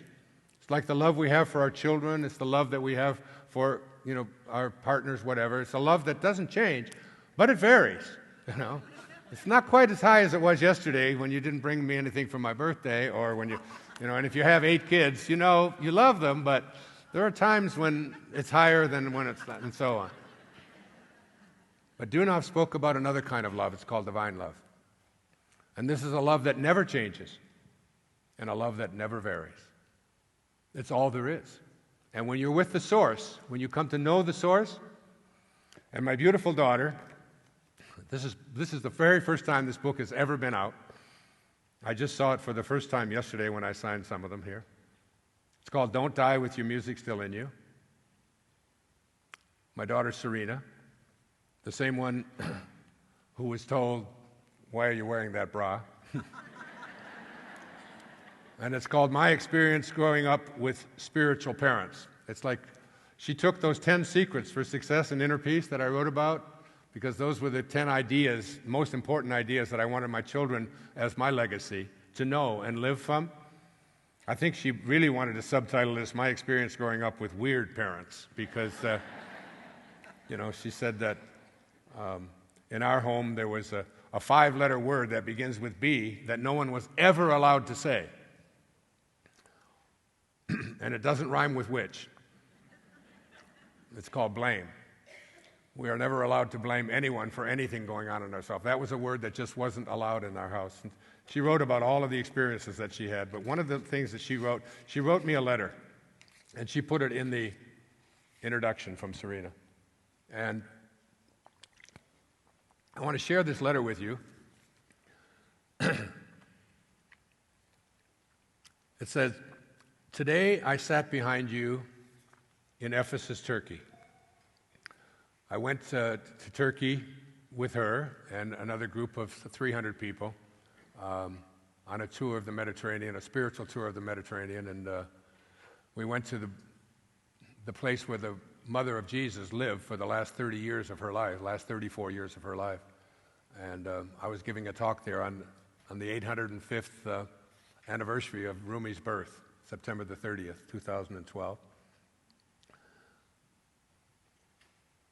She said, "Today I sat behind you in Ephesus, Turkey, while you gave a lecture to a few hundred people who had traveled from all over the world to hear you speak. I was overcome with emotion as I saw you standing there, fulfilling your Dharma, while touching the lives of so many. I know you as my father, but you have always been a teacher to me as well. You have taught me that the solution to all of life's problems are inside of me, and that I only had to go within, be silent and present, and know that all is well. You never told me how to live or what to think or what to believe in. Instead, you showed me how to make each step a prayer, and each word a word of love. You taught me about Rumi, St. Francis, Hafiz, Jesus, Buddha, Krishna, Mohammed, Saint Germain, Neville, and so many others. You taught me to believe in magic and miracles, and you showed me how to be in awe of the awesome world we live in. Since the time I was brought into this world, I knew that I was safe to be exactly as I was, and that whoever I was, that I was a perfect creation of God. You told me that I was God, and that it was God that looked out from behind my eyes. I learned from you that I was the master of my own fate, the creator of my destiny. Of all the lessons I have learned, the thing that hit me the hardest was when you said that I am God. Could I really be a spark of God, a perfect creation put here on earth with a purpose? You say this all the time, but I've always struggled with it, especially since school and society were telling me otherwise. I doubted myself, I felt inferior, and I worried that I needed to apologize to something for even contemplating this idea. I have felt unworthy, undeserving, and unsure. Although you gave me great tools, I still had to figure out how to use them on my own. Now I understand that God is love, that God is beauty, and that God is truth. You told me I came from an infinite space of perfection, and that I will return to it one day. Slowly, I'm beginning to understand.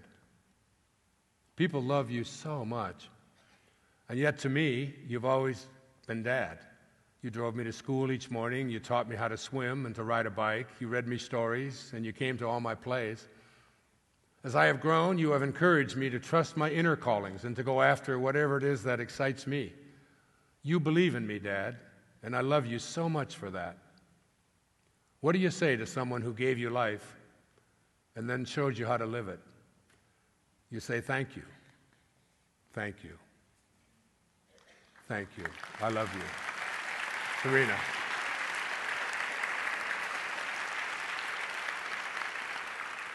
Now, I have a friend who's here today, and he's, where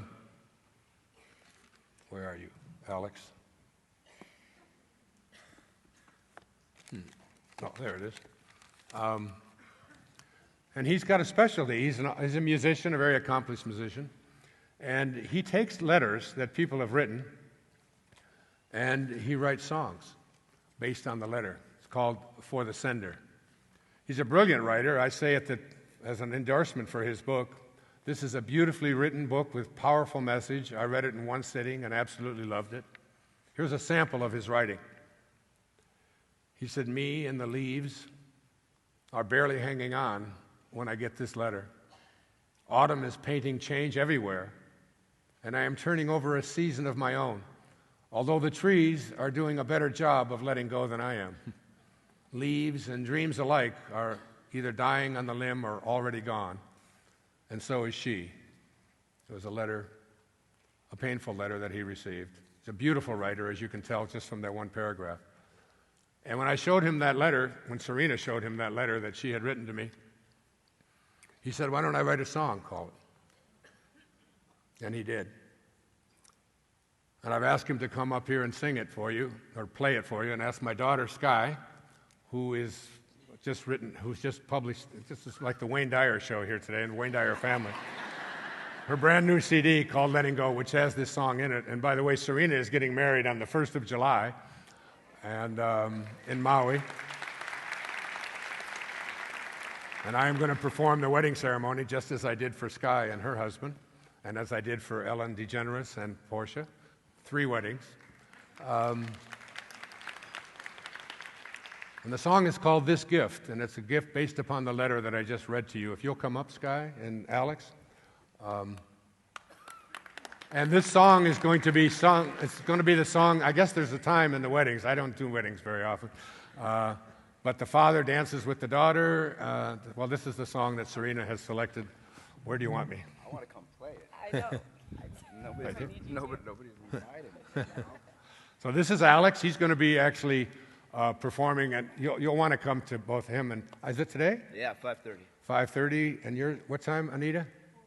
4:40. Well, this afternoon is going to be fabulous. These are all standing ovation places, I promise you. And this is my beautiful daughter, Hello, Sky, who's going to sing this song, and then she's going to come back and close at the end. So let me get comfortable here. There we go. Make sure too. There you go. All right. Thank you. I don't need your help, smarty pants. All right, you ready?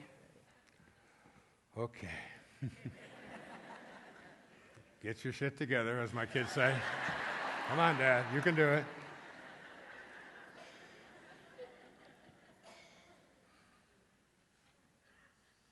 You see, inside each and every one of us, there's something called the soul. It doesn't really matter what you call it. It's like the Tao. As soon as you put a name on it, it's not the same. But this soul of ours, this invisibleness, this infinite intelligence that we're always connected to, that is doing all of these things called aging your body, growing your fingernails, and all of the things that it is doing, independent of your opinion about it. There's also something inside of you that is not finite. Body is finite. All your possessions are finite. Everything up here on this stage is finite. That means it had a beginning. It means it ends someplace. But inside of us, there's something that is the opposite of finite, which is infinite or infinite. And it has no beginning. And because it has no beginning, it has no end. Emily Dickinson, the great poet, said that this quiet dust, holding up a handful of dust, the beautiful Emily Dickinson. If you haven't seen the film The Belle of Amherst, watch it, by Julie Harris. It's one of the, I ordered it the day Julie Harris died, about 6 months ago. She was in her 80s. The Belle of Amherst. And I watched it in my own, all alone, in my home in Maui. And when it was over, the whole audience gave her a standing ovation because it's a film of a Broadway play. And I stood up with the audience. I was just compelled. I applauded for at least 10 minutes. I was so incredibly moved and touched by Julie Harris's performance. I just couldn't imagine that someone could know that and become that character so beautifully.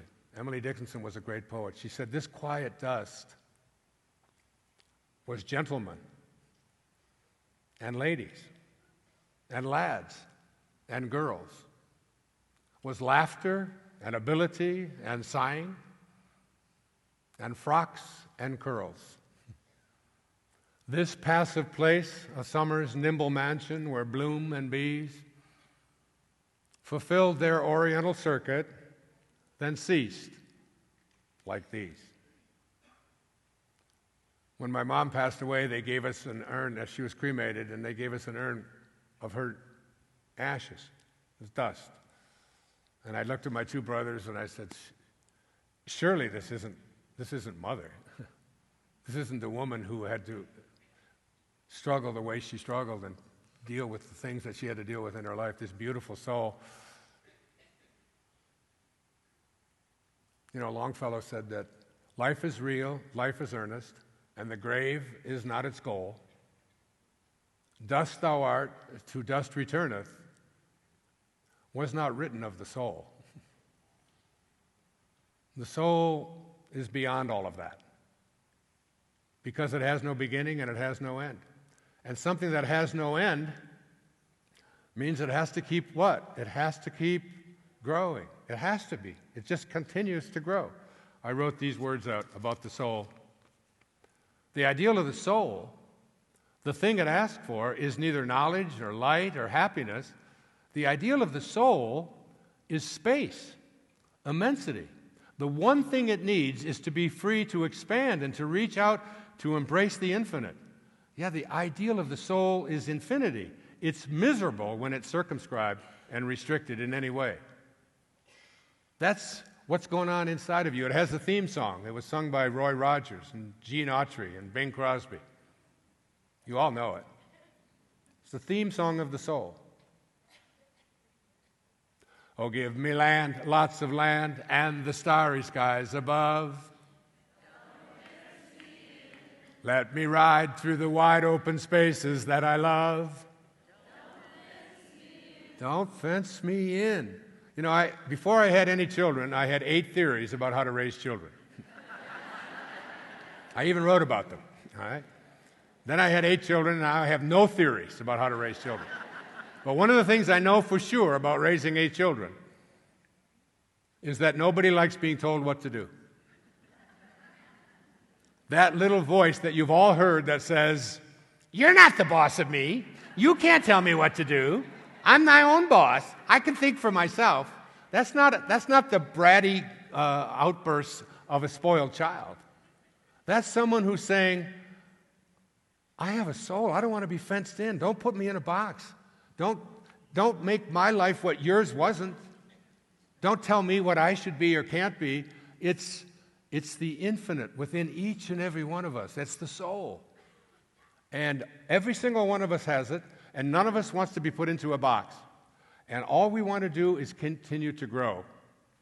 And one of the things I can tell you at this age of 74 is that it's just operating in me as full-time as it possibly could be. I am in a constant state of growing now, and almost an elevated state of growing, just really moving, and things are coming to me so rapidly. Like this book, The Impersonal Life, and another book. Maya Angelou passed away this past week or so. And I put on my Facebook page my experience with Maya Angelou back in the 1970s. We were on a radio show, the Owen Spann Show, on KGO in San Francisco. And a caller called in and said something that she was all upset because she wasn't getting the attention that she wanted. And she said, I never forgot it, because she said, the bird doesn't sing because it has an answer. It sings because it has a song, And I encourage everybody to honor Maya Angelou by singing your song, and while you're singing, make it a love song, because that's what she was about.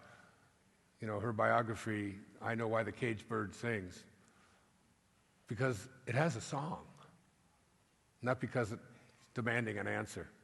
There are no answers, but we all have songs that we have to sing, and we don't want to, as Serena said, die with our music still inside of us. So as you listen to your soul, as you listen to this invisible part of you, as The Impersonal Life came to me, this book was written in 1914, 100 years ago. And it was published under the name Anonymous until 1940, which is the year that I was born. And what it is speaking to you as if the impersonal part of you, the part that opens the flowers and grows the oranges, as if it were speaking to you and talking to you, this impersonal part of you that's in every single one of us and in all of the creations in the universe, in this infinite universe that has no beginnings and has no ends. We're beginning to get scientific validation of this infiniteness of the universe. And when you just think about it logically, where could it end? I mean, what's at the end? Is there a wall? And how thick is it? And what's on the other side? The concept of infinity is a very difficult concept for us to get. It's why the concept of death is so difficult for us, and why, when I was talking to my friends who lost their little 14-month-old girl to an accident,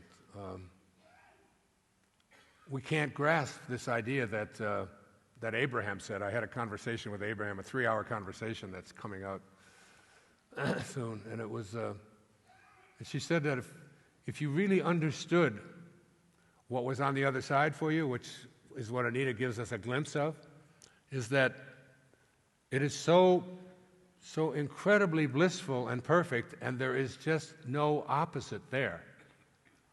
And to come to know that.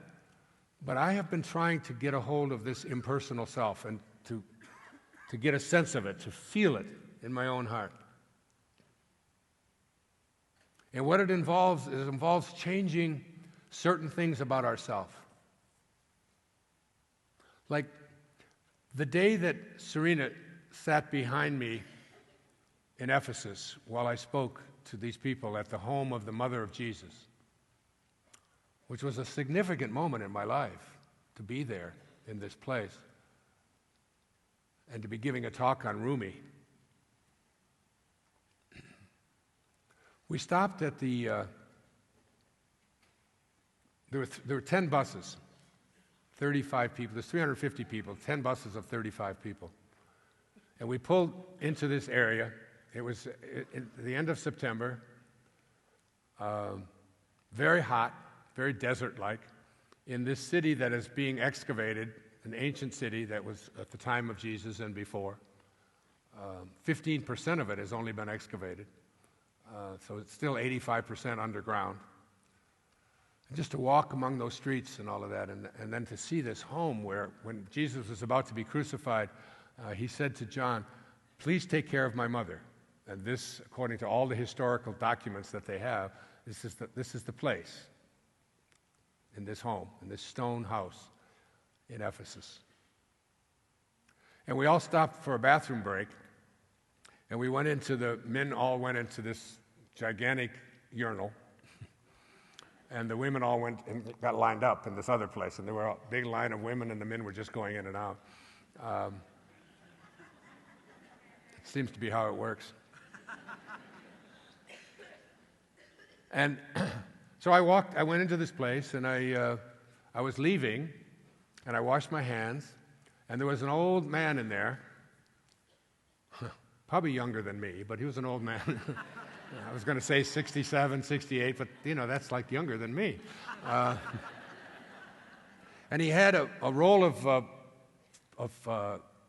paper, like paper towels kind of thing, and he was tearing them off, and he was very dirty, and the place, you can imagine it's in Turkey.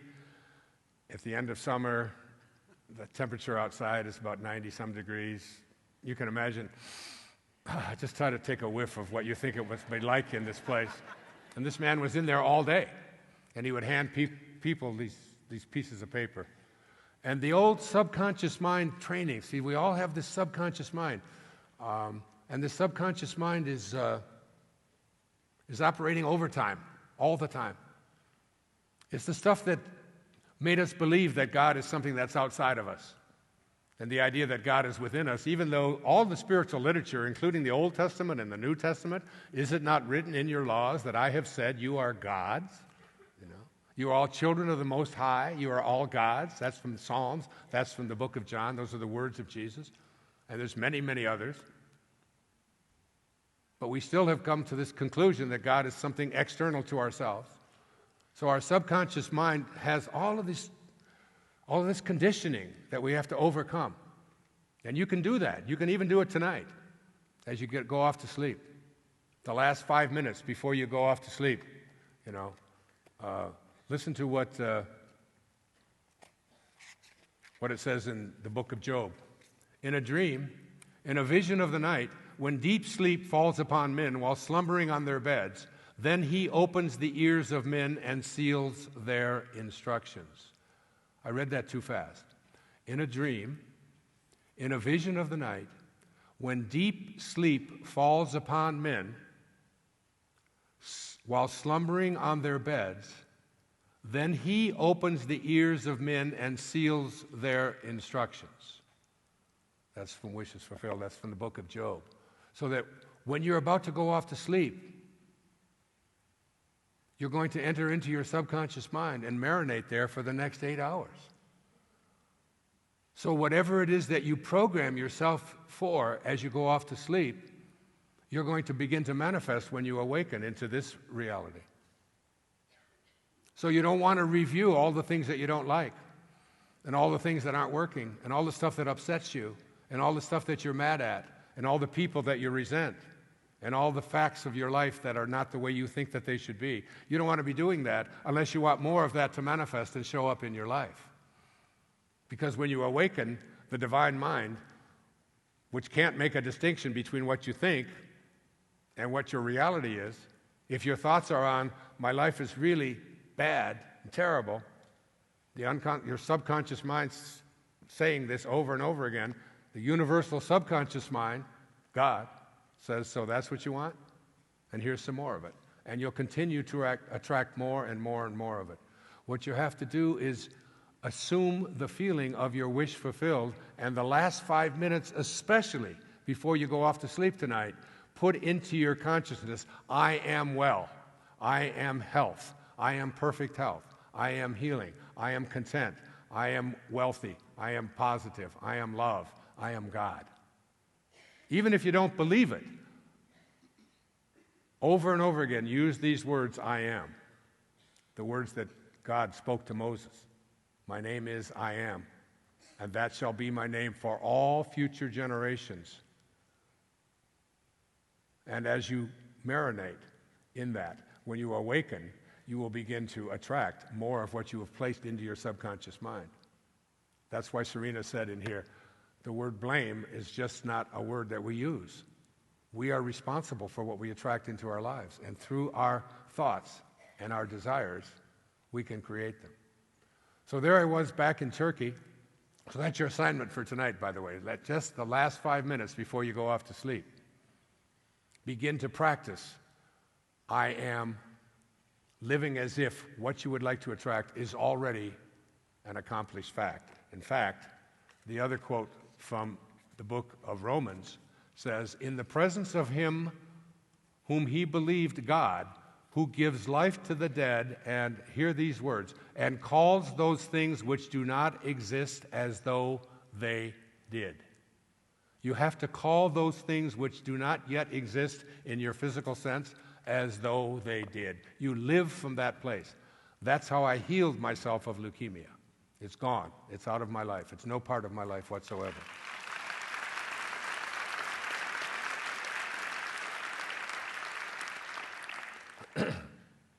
So there I was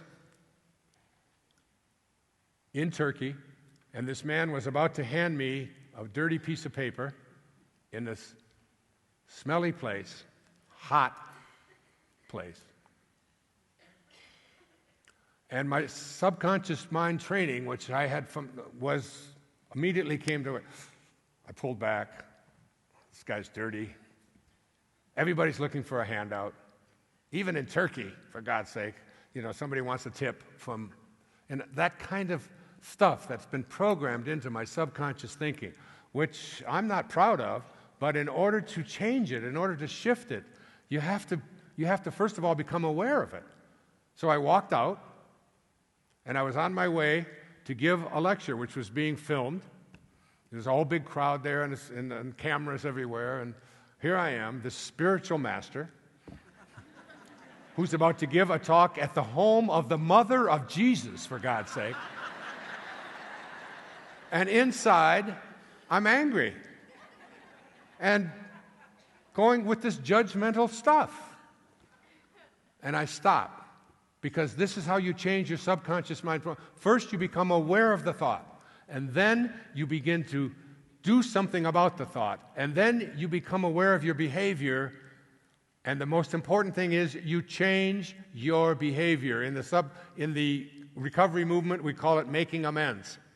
You make amends. You change your behavior as well as become conscious of the thought. And I turned around, and I went back to the urinal. And I saw this man there who didn't speak any English. And I reached into my pocket, and I had a 20-euro note in my pocket. That's about $30. That's all the cash that I had on me.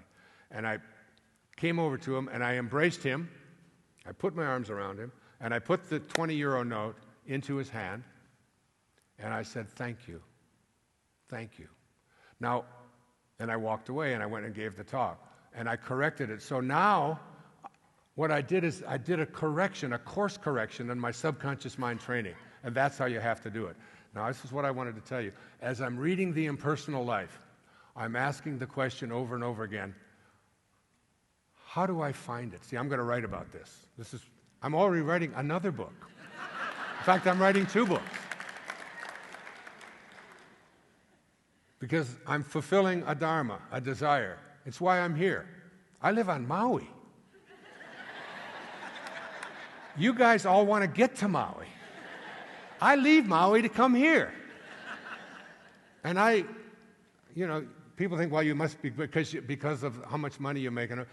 100% of what I earn, I give away. 100%. Either to the government,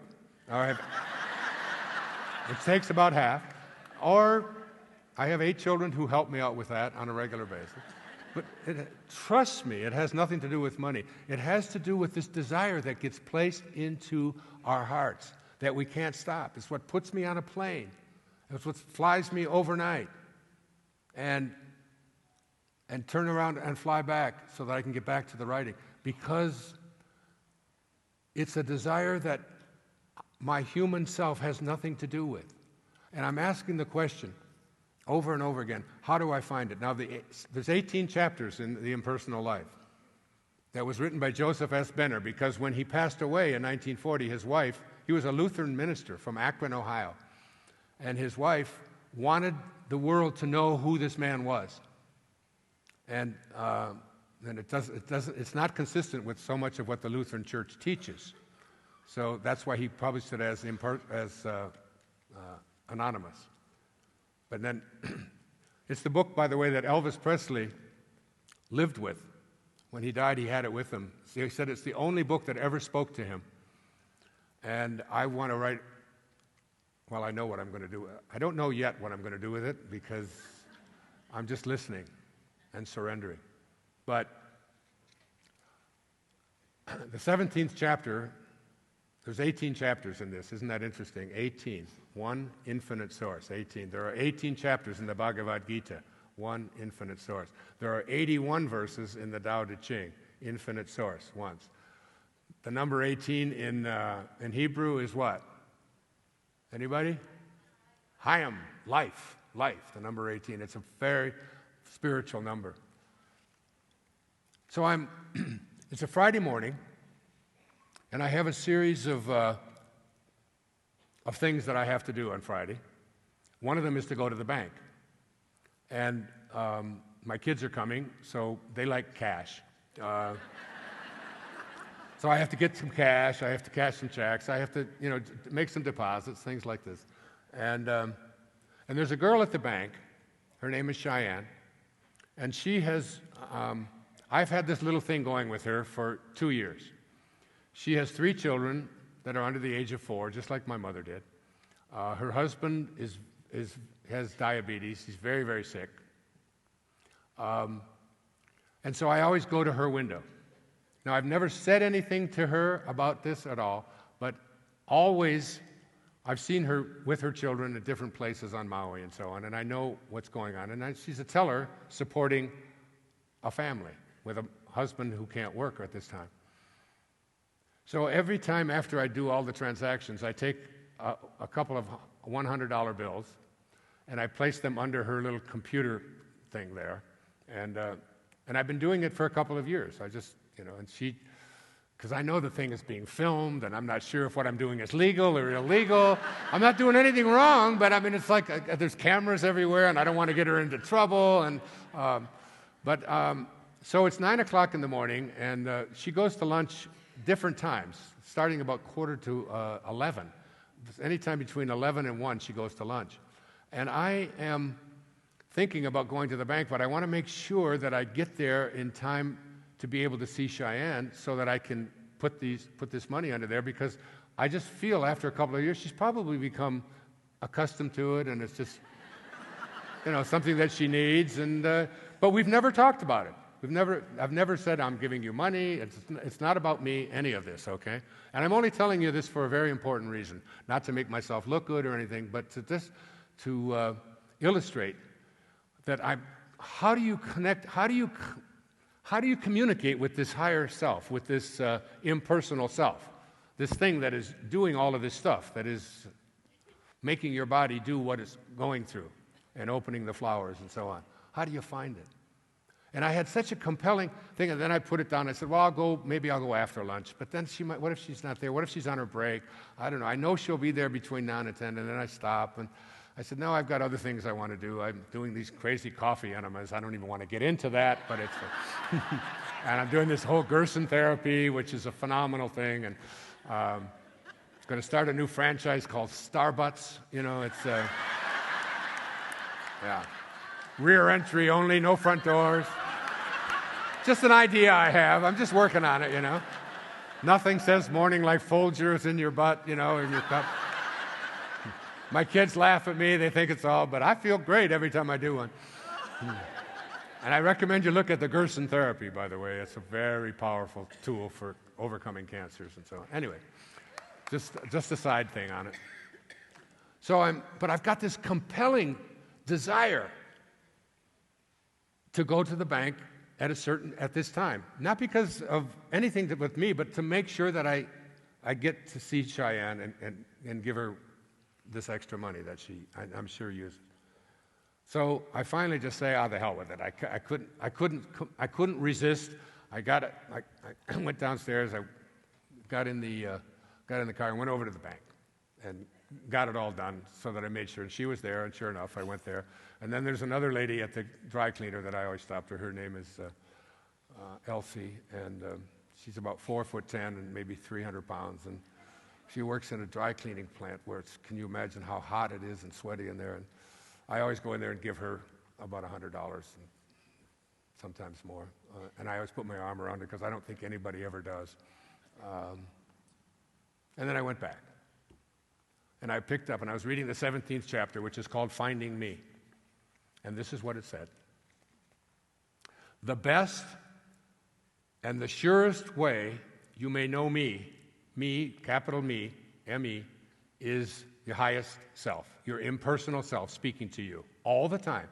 Every desire you have is placed there by it. The best and the surest way you may know me is when selfless love fills your heart. And there is a strong, compelling urge to help someone, to heal their ills, to relieve their suffering, to bring them happiness, to point out the true way.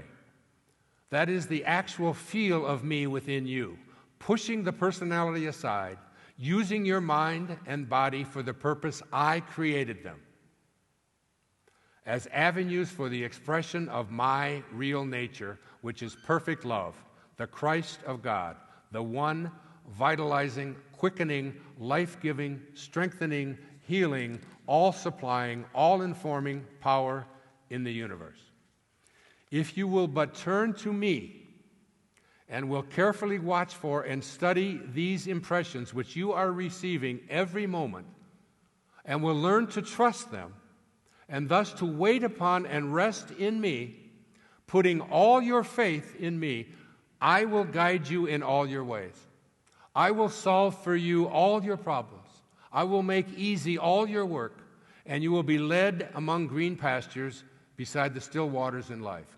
I here promise you that you will not only soon, very soon, find me, but I will be to you an exhaustless fount of such wisdom and strength and help as your human mind now cannot possibly conceive. If you will devote but 1 hour each day to me alone, imagining and practicing the presence of me within you, if you will but seek me thus, making me first in your life, never resting until you do find me, it will not be long before you will become conscious of my presence, of my loving voice, speaking constantly from out of the depths of your heart. When you have a compelling urge to help someone, when you suspend your ego. When I flew from Maui to here, I flew to Dallas. We got in 45 minutes early, so we arrived at 4:15 a.m. the day before yesterday, 4:15 in the morning. I had a 4-hour layover to get the first flight to Austin at 8:15. So I have 4 hours. Now, when I was planning this trip, I was upset with the guy who made my travel arrangements because 4 hours after flying all night, sitting in an empty airport was not something that I really wanted to do. And I was thinking about what I'm going to do, so I took some things to read, but 4 hours, and it's on Maui time, that's that's the middle of the night. I mean, it's the middle of the night here. It's the beginning of the middle of the night there. Anyway, so I walk over to we landed at C, and I had to get to A. So I walked to A, and while I walk by gate A39, I see that there's a flight to Chicago at 5:30 a.m. And I just stood there for the longest time, looking at that flight. It's 5:30 in the morning. It's the only gate that's open at the whole airport. 5:30, people going to Chicago at 5:30. For some reason, I stood there for the longest time. Okay, and then I started to walk down towards my gate, which was A8. But for some reason, a desire was placed in my head to stop at gate 33. I don't know why. I said, well, I'll just sit here for the next hour, and I've got some reading to do, and I've got some outlines to do, and I want to think about what I want to speak about the next day here, right now, this morning. And a woman walks by, and she sits down right, just like a few seats away. And she looked at me, she said, are you going to Chicago too? And I said, no, I'm not going to Chicago. I said, I'm going to Austin, but I'm going to be here for another week until the next flight. And she said, and she had sort of a heavy accent. I think she was from Europe someplace. And so she sat there for a while, and all of a sudden, this thing hits me again, this desire hits me. I had just looked at the flight going to Chicago at gate 39, and she's at gate 33, and she's going to Chicago. It must be, and I went over to her. She was very nervous about me approaching her at 4 o'clock in the morning in the Dallas airport, and nobody else is around anywhere. And she just kind of gets back. I understood that. And she said, I said to her, you're going to the Chicago? Yeah. She said, yeah, it's right here. It's coming in gate 33. I said, but it's 5 o'clock. There's nobody here. She said, no, but it's 5. And she just sat there. She was comfortable. And I took her hand, and I walked her down to the monitor there, and I looked at the flight to Chicago. I said, it's gate 39. She said, no, I'm on flight 90. I said, yeah, it says flight 90 to Chicago, American Airlines. It's at gate 39. You're at the wrong gate. You better get down to that gate. And then she just took off and ran, and she was gone. Now, I tell you that story because, like, in this time that I'm there, this desire, first of all, to stop and look at this flight to Chicago and study it for the longest time, and make the connection and think, now I've got to help this woman to get to Chicago. She's going to be sitting here and miss her flight, and so on. So that was one of the things that happened in there. Then I went over to buy a banana when the place opened at 6 o'clock. And there's a girl in there who's got army fatigues on. And she had just flown in. I don't know where she was flying to, but she was a military active duty person. And she was getting herself, it was at a Dunkin' Donuts place. Okay, and she needed to hear this talk too about gluten and all of that. But she really needed to hear it. So she was ordering her donut and ordering whatever else she ordered there. It came to $7 or $8, and I just stepped in front of her. I said, I'd really like to take care of this. And I said, here, the banana and whatever she wants. And I put my arms around her and thanked her for her service and all of the wonderful things that the military does to keep us all safe. I was in it for 4 years. I know about that. And so now, it's like in a 4-hour delay, I have 2 desires placed into my head. It wasn't my human self that placed that desire to get that woman to her flight. It wasn't my human self that placed that desire to do something nice for this girl. It was whenever there's a thought in there that the impersonal you is always speaking to you. And whenever it's compelling and you feel like you have to do something, like I could have just sat there and let that lady just sit there and think, well, she knows what she's doing, and she's a little bit intimidated by me talking to her anyway, and just let it go. But it was so overwhelming, and she has no idea that, had that desire not been placed in my head, she would have missed her flight, and who knows, and so on. So it's like getting to this place in our awareness that every desire that we have, particularly, now every mother in this room knows what I'm talking about. Because that's what the Tao teaches us, that we forget about ourselves and we just offer. It's what a nursing mother does. It's like, I just give you of my body, and it doesn't make any difference how uncomfortable I am or whatever. When that overwhelming, compelling desire to be of service to someone else, that's your highest self saying, this is your Dharma. I will lead you to a higher place, a place of love. And I've asked my daughter, because it's just a little bit after 12 and I have a few more minutes to go, I've asked Sky if she'll come up. And there's a song I'd love her to close this presentation with. It's a song that I don't so much want you to, I mean, she's going to sing this a cappella, which is just amazing, her voice and what she does.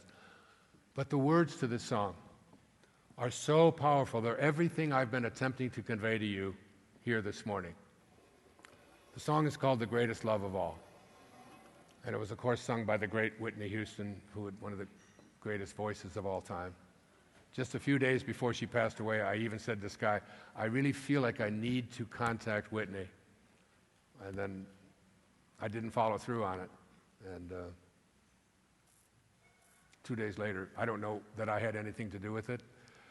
But seriously, I mean, when you have these overwhelming desires to reach out and serve someone, and you can't get it out of your head, and you just can't get it out of you, and it's not for you, and it's not how much you're going to make, or it's not, it becomes overwhelming. So this is my beautiful daughter Sky singing Fearlessly. Are you singing Fearlessly? Of course. Well, this is one of the things we had talked about many times, because she's been on stage with me since she was 8 years old, traveling around the world with me singing. And I've always taught her, I said, everybody, there's a lot of people with great voices, but you have to sing fearlessly. So my beautiful daughter Sky singing.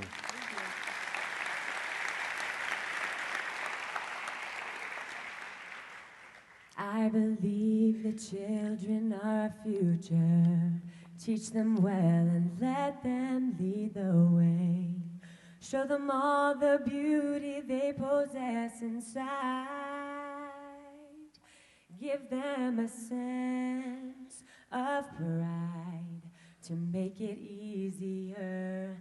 Let the children's laughter remind us how we used to be. Everybody's searching for a hero. People need someone to look up to. I never found anyone who fulfilled my needs. A lonely place to be. So I learned to depend on me.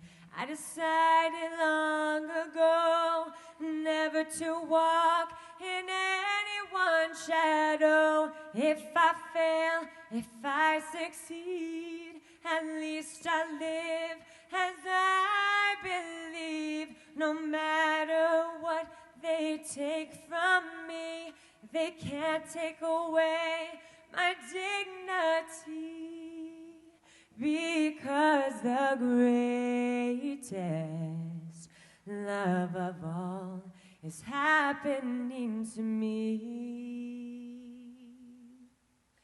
I found the greatest love of all inside of me. The greatest love of all is easy to achieve.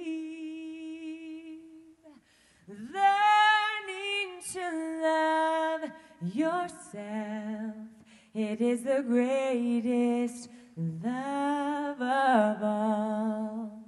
I believe the children are our future. Teach them well and let them lead the way. Show them all the beauty they possess inside. Give them a sense of pride to make it easier. Let the children's laughter remind us how we used to be. I decided long ago never to walk in anyone's shadow. If I fail, if I succeed, at least I live as I believe. No matter what they take from me, they can't take away my dignity, because the greatest love of all is happening to me. I found the greatest love of all inside of me. The greatest love of all is easy to achieve. Learning to love yourself, it is the greatest love of all. And if by chance that special place that you've been dreaming of leads you to a lonely place, find your strength in love.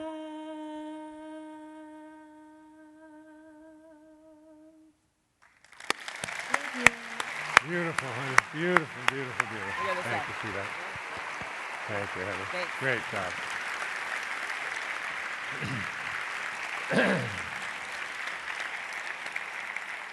The greatest love of all, it's that impersonal love, the love that has no opposites.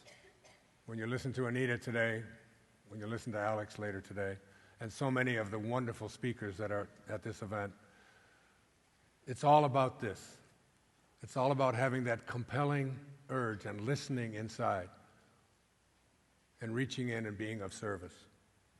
I ended my PBS special with my favorite poem by Hafiz. The great Hafiz, who said that even after all this time, the sun never says to the earth, "You owe me." Just think what a love like that can do. It lights up the whole world, that kind of love. When you find that inside of yourself, you start seeing the most immaculate of changes take place. And my favorite poem is called "In a Treehouse" by Hafiz. Light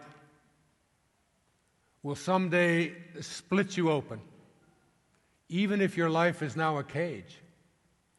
For a divine seed, the crown of destiny is hidden and sown on an ancient, fertile plain that you hold the title to. Love will surely bust you wide open into an unfettered, blooming new galaxy. Even if your mind is now a spoiled mule, a life-giving radiance will come. The friend's gratuity will come. Oh, look again within yourself, for I know you were once the elegant host to all the marvels in creation. It's one of my favorite lines. Look again within yourself, for I know you were once the elegant host to all the marvels in creation before you showed up in this world of form and where you're headed. From a sacred crevice in your body, a bow rises each night and shoots your soul into God. Behold the beautiful drunk singing one from the lunar vantage point of love. He is conducting the affairs of the whole universe while throwing wild parties in a treehouse, on a limb, in your heart.